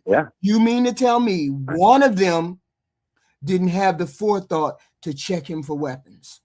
Right. Well, okay. So let's say that is what happened, right? They all tackled him, and at some point when they were trying to secure him, one guy says, okay, which is kind of, I think that's what happened, because from the audio, that's what you hear, right? The one guy figures it out, right? Because this guy's struggling, and at some point he's like, oh, shoot, this guy has a gun, right? He calls it out. Gun, right? He's letting the other guys know he has a gun, right? So, all right, we know that he has a gun, but he's still resisting. So how do you... I have 5 men. I would disarm him at that moment. When he screams gun.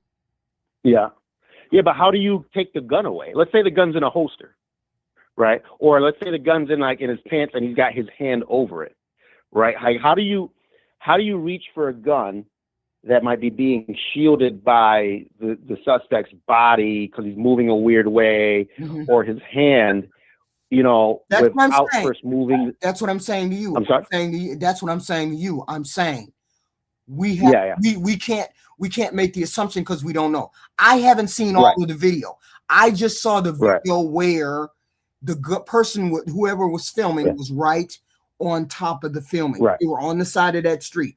So, but it could have been a different angle in which we saw them take the gun away, or we saw them not even approach him until after they knocked him to the ground, which would be a different scenario. But if they engaged him before that and then disarmed him before they knocked him to the ground, that's a different scenario too. So we don't know. That's why I'm saying we need to look at all the angles first and then see if we see a gun, see if they ask for a gun, see if they searched him first, see if they searched him before he knocked him on the ground, see if they took the gun while he was on the ground. Did they have enough people where they could have just searched him right there? We don't know. Right. And so I think what you're speaking of is the totality of everything, right? Mm-hmm. Everything, once you consider everything, was it justified, right? Yeah. I think we're on the same page. Right. Once we figure that out, we'll figure out whether it's justified or not. Right. So can I ask you something else? Yeah, sure. Okay. So in the stream, I heard that you mentioned that the ICE officers should be doing your enforcement, and that the local officers should be assisting as far as like keeping agitators or people who are trying to stop them from doing people who are pretty much interfering from interfering. So how can that happen when the mayor? I don't know how that happened. I don't know. I'm just saying. Okay. But that's what's going on. The mayor has instructed his chief to tell all the Minneapolis officers to not assist ICE. And part of the problem is, I get it as far as like there's two issues here, right? So the local officers, they're dealing with stuff in the city, right? It's a big city, right? I'm pretty sure they have their own issues. So for them to have to allocate extra officers to go assist ICE because there's all these rowdy people. Yeah, but it's a pain. I get that. But this is the situation we find ourselves in. Even if you have to call these people, even if you have to call up more people, even if you have to, whether it's the National Guard or whatever, whoever you call up, even if you have to call more people, you can at least get the agitators out of the way so ICE can do their job. Let ICE do their job. You guys can stand here to protest. Don't get into the officer's face. Don't impede the ICE officers in any way. That's not your job. That you're here to protest what they're doing, not to get in the way. That's how I would express it. I would say regular law enforcement, please deal with the agitators. The ICE has a job to do. ICE, do your job. Do not engage with regular Americans. That is what I would say. Right. And you're right, because that's what ICE has done. They've reached out to the local PD and they said, hey, can you assist us with this? Unfortunately, because it's Minneapolis and it's in Minnesota, unfortunately for ICE, right? They will not help ICE because they're a sanctuary city, sanctuary state. So it's sort of like if you look at all blue states, that's the thing that happens, right? If ICE goes to a blue city, typically, as far as I know, as far as I've seen through history, they say, hey, we're not going to help you guys with anything. If something really, really crazy happens, then we'll assist. But unfortunately, they pretty much told the local police, local Minneapolis police, and local state police from Minnesota, you are not to assist them for anything.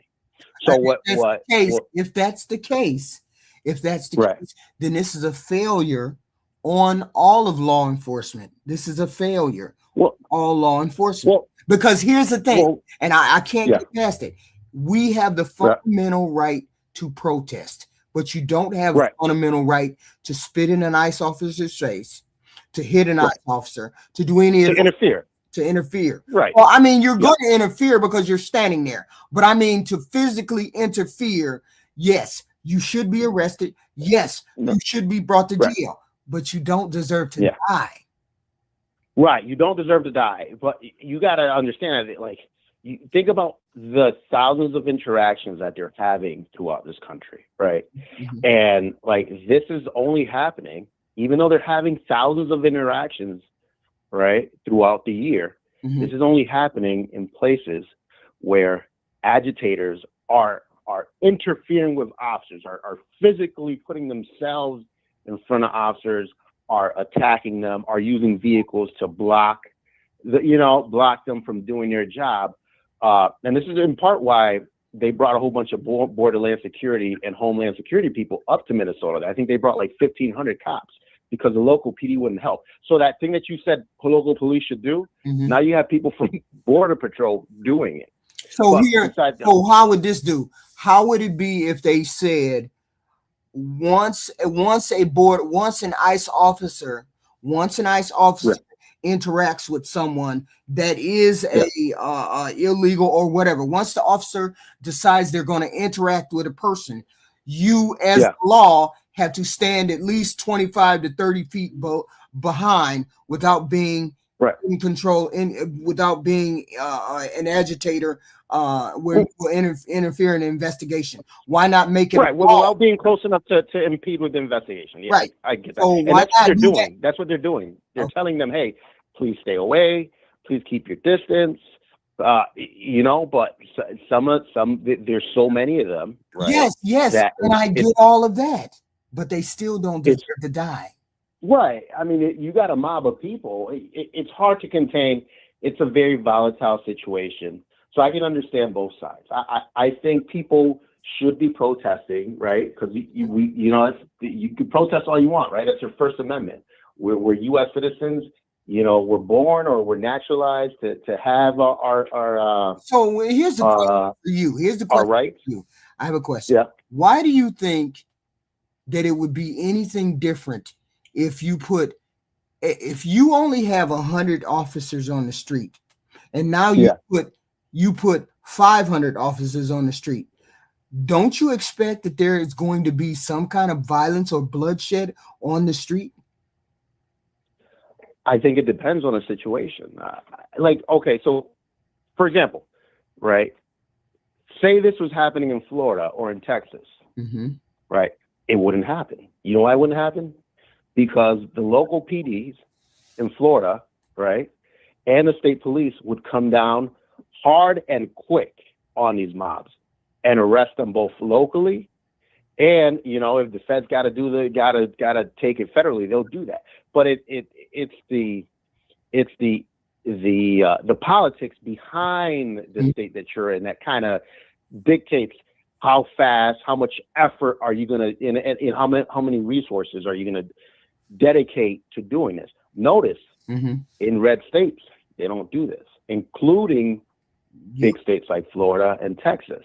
Yeah, they know it's not it's not happening in red states because the president didn't dispatch them to red states. He dispatched. No, they have because you got to think about it. There's a lot of illegals in Texas, on the Mexican border. The president has dispatched these people to blue. I'm not saying they're not going to red states. I'm saying you have extra things that you're doing in the blue states compared to the red.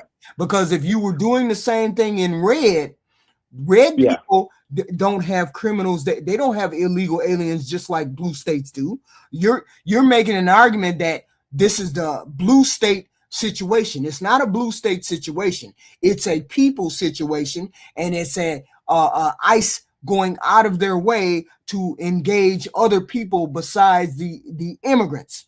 Once you stop engaging people outside of the immigrants, most of this will cease. You also have to have local police who are not doing their jobs stand in the way and deal with the people who are not the illegal aliens and tell them to get back. Okay? That is the problem that's not happening there. But it's not a matter of not happening in red states. It's not happening to the extent that it's happening in blue states. And we're just hearing about it more. We're not hearing about any other states really, except Minnesota. Right. Well, you remember how it was happening in California a couple of months ago. So why is it happening in the red states? Well, because again, what these people, they know, and when I say these people, the agitators, right? The people agitators who are in red states. I know there are, right? But they know that if you go to a red state and you do that in a city, you're going to have the local PDs, right? Whether it be the local metro city, right, or the sheriffs or the state troopers, they're going to go to those places, and they're not going to just have people, stand in the road and do all this stuff. And they're going to lock everyone up immediately. You know what I mean? So it's like, how you can go certain places and act a fool, but you can't go to certain places and not because, it's different, right? They're going to handle you different. Yeah, but down there. I'm just trying to figure out why is there a difference? Why would there be a difference between the red states and the blue states, other than the fact that the protesters now feel more emboldened to do and say what they're saying? Well, because just think about it. But we didn't have the wait a minute, hold on. We didn't have this problem before Renee Good got shot.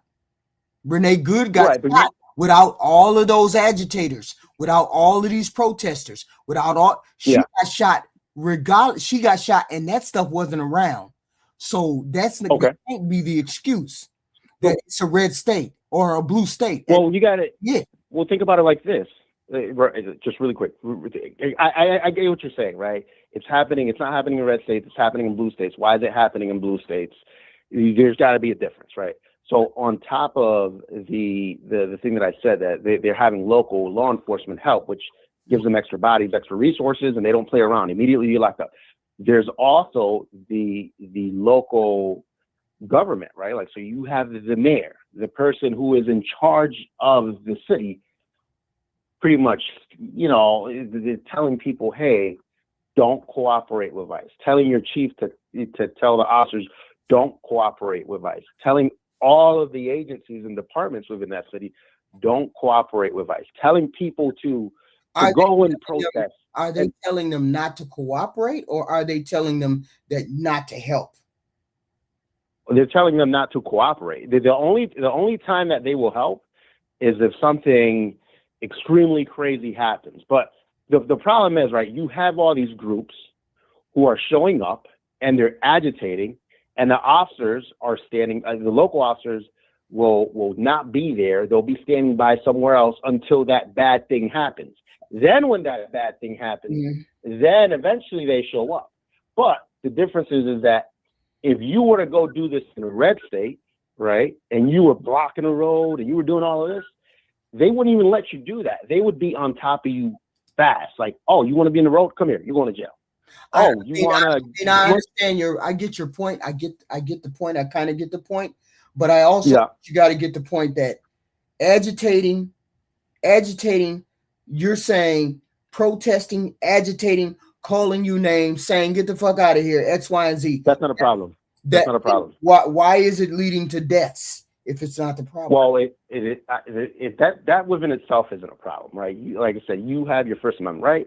You can curse, you can scream, you can record, you do whatever you want, right? But the minute that you cross that threshold of now you're like, remember how you said 25 feet or whatnot? Mm-hmm. Once you start closing that gap between yourself and the ICE officers, then it starts to become a problem, right? No one who's standing 25 yards away from them, who aren't in the street blocking traffic, are having these interactions, right? It's typically people who, they for whatever, for the reason that they're there, right, to protest, they decide, all right, well, I'm going to get close enough to these officers to where I'm going to really try to get their attention, to where I'm somehow standing somewhere too close to them, or impeding their way of travel, or impeding their vehicles, impeding their access to a building, or impeding their access to anywhere. So are you saying that we have an issue on both sides? This is not just a blue state issue, or this is an issue on both sides. I'm saying that if people were to go to these protests and peacefully protest, these incidents would be very minimal, right? Because think about according to the news, they are peacefully protesting. How did these people end up with this interactions that they're dead? But see, here's the thing. You're having interactions with ICE, and people are ended up dead.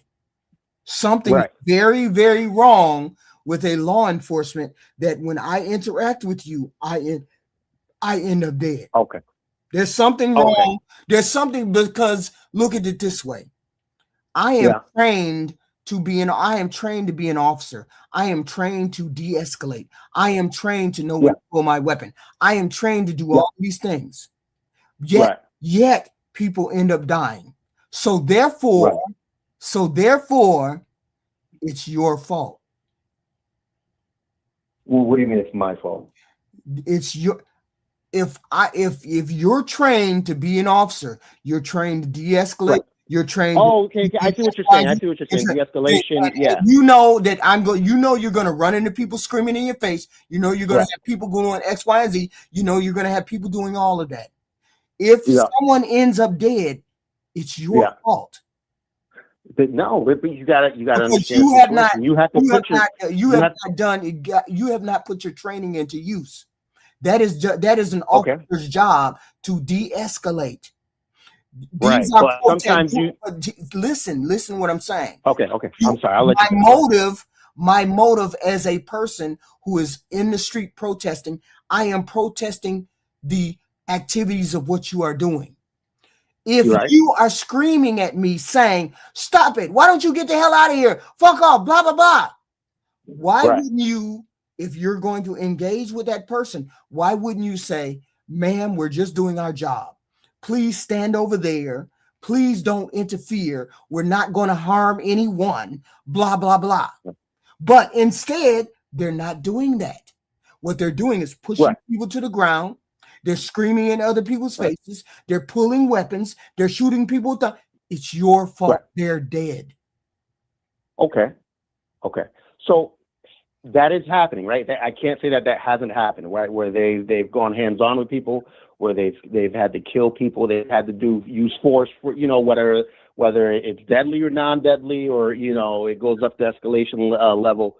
The problem is that they're doing this, but the crowd they're still continuing. They're still getting closer. Good, right? What was she doing when she got shot? Prior to getting shot, what was she doing? Prior to her getting shot, what was she doing? She was trying to get away. Right, no, but prior to that, what brought her? She really wasn't doing it. She really wasn't doing anything except backing her car up, turning around. Okay. She really wasn't doing anything. So if you look at the details behind that incident, right? Good was a protester who came from Colorado, right? How did they know that? And from the details that have come out from the investigation so far, what the government we're talking what about the government has said so far. But I'm saying I'm talking about what that officer knew at that particular point. He didn't. No. They don't know. The officers on scene didn't know what was going on. Right. But what Good was doing was going. Here's my question: why did you bring that up? If it was because I'm trying to paint a picture. No. It's because it's not relevant. I could be. No, it is relevant. It is relevant. It's not relevant because she wasn't protesting in front of him. She was not doing any of those things. She was just in her car. Renee Good was blocking ICE officers' vehicles. No, that's what brought their attention to her. It wasn't like she was. We saw the angle. We saw that she was waving cars around. She was not blocking anybody. No. Listen, the way they explained it was that throughout the day, right? Because that wasn't her. She didn't just show up there and then that happened really fast. Boom, boom, boom, boom, boom. Throughout the day, they had observed her vehicle placing.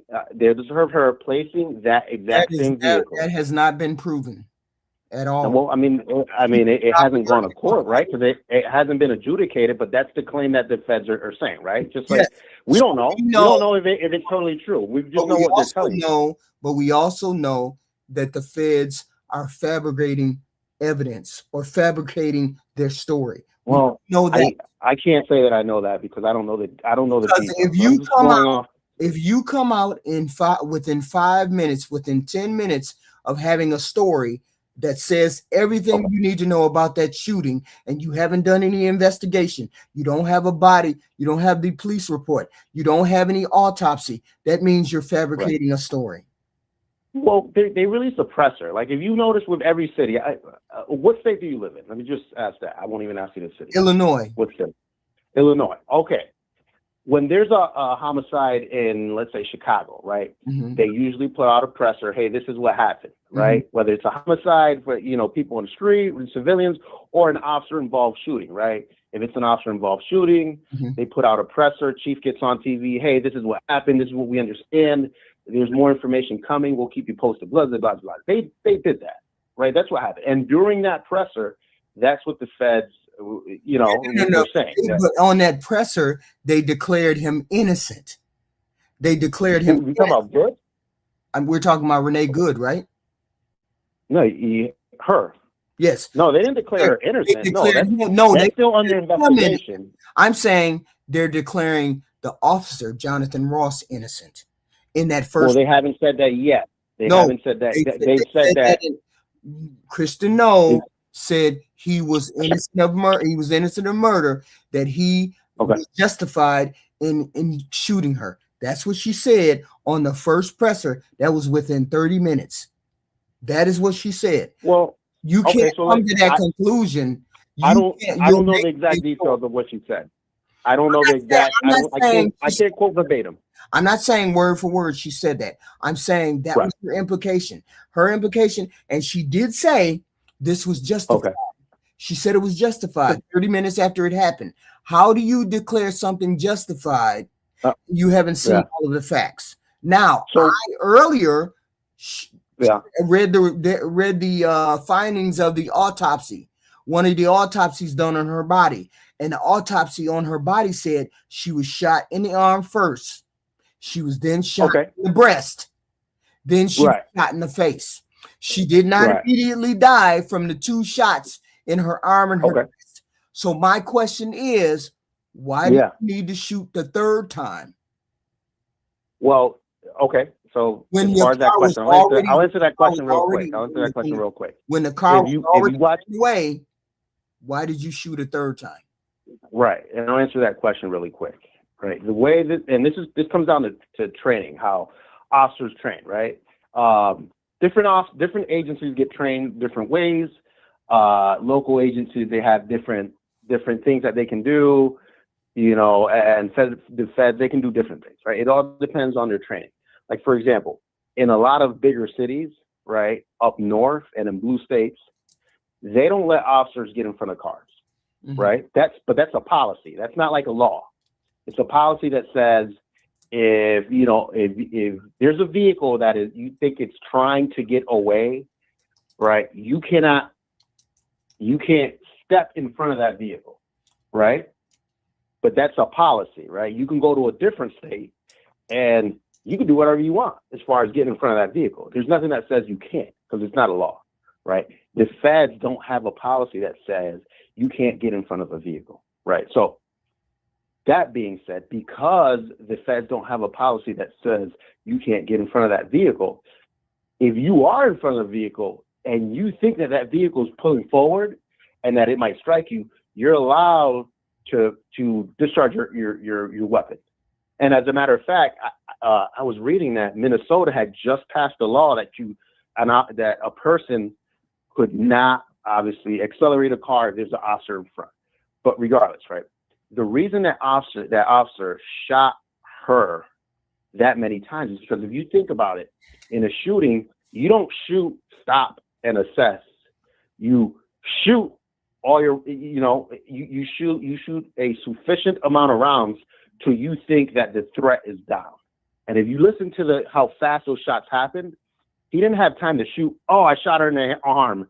Okay, is she still driving? Okay, I'll shoot her again. Oh, okay, that didn't work. Okay, I'll shoot her again. No, it was boom, boom, boom. You know what I mean? It happened really fast. I get all it, and I understand all that. It's relative positioning. I get all of that too. It depends on what movement was going, when, where, and how. I mean, facing, turning, already turned away. We have all those different positions in which she was going. They said she was alive. She was alive at some particular point. We don't know. We don't know it, just like a regular layperson wouldn't know. And a person who does autopsies, the coroner would probably be able to make a good guess. good summation of what happened when she got shot. Okay, so I'm going with their good summation of when it occurred, what happened, and what bullet hit where. According to them, she was shot 2 times, the arm, the breast, then the fatal shot was the head. So I'm going by what the autopsy said. But if the autopsy we know that she's dead. So regardless, that's what the autopsy is going to say. That but of course they're going to say that. But I'm saying they can also say, why did you feel the need to do that second and third shot after the first shot? Right, and he's going to say, this is what he's going to say: well, the vehicle was still coming at me, which it was. When you shouldn't have been driving, you shouldn't have been shooting at a moving vehicle anyway.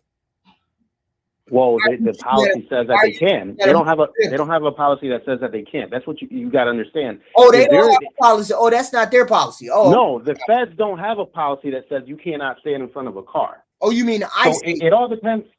I'm sorry. You mean the ICE agent? The ICE agents don't have a policy that says you can't stand in front of a car. So different departments, even in certain states, they can be from between town to town. You know, one town might say you can stand in front of a car. The next town will say you can't stand in front of a car. That's why it's all like department policy, right? And typically, this is what typically happens, right? So this is the one thing that nobody can explain. Right. You can't explain this away. Well, he had a camera in his hand. He changed the camera from his right hand to his left while he was pulling the gun out of his pocket. Right. So where did you feel that there was a threat to your life? He's going to say the minute the car started moving forward towards him. No, if you're standing in front of a car and the car's heading towards you, are you going to shoot? Because we see him putting the phone in his left hand and pulling the gun out. Okay. So he was not in front of the car when he did that. Right, but it doesn't matter when he steps in front of the car. It matters. So from my recollection, my point is he already had his gun out before he got in front of the car. So why did he have his gun out already before he was standing in front of the car? So from the other angle, I can't see if he has his gun out because the other angle where it shows the car actually striking him is kind of far away. I'll take a look at it again, but I can't really tell. But regardless, if the car's moving and he gets his gun out fast enough. No. Why does he pull the car? Why does he pull his gun out while he's on camera?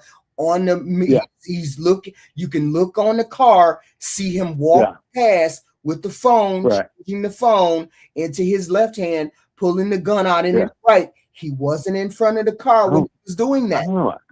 I honestly, I'd have to look at the video again to see if he has his gun, where he has his gun, because I wasn't looking at I wasn't like, watching the video frame by frame, right?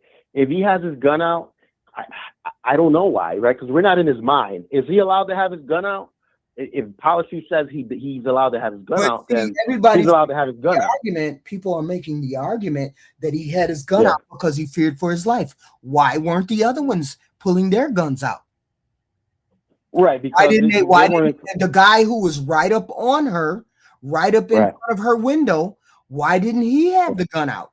Why was he the only person that had his gun out before he stood in front of the car? Well, the other guys who were next to the car, they weren't in front of the car. That's why they didn't have their guns out. But I honestly can't say I honestly can't say that I saw him with the gun out in front of the car. Okay, that's what I'm saying. I'm saying we are going to review. We are going to and we're going to figure it out. And I'm going to open up the phone lines correctly because I had to figure out some shit because I hadn't had a call-in show. But I'm going to have a call-in show later on this evening after everybody has seen the videos, see all of the videos again. I want at least 4 or 5 callers to call in, and we just hash it out and talk about it and see whether this one guy, whether he pulled the gun out, whether they knew he had a gun, X, Y, and Z.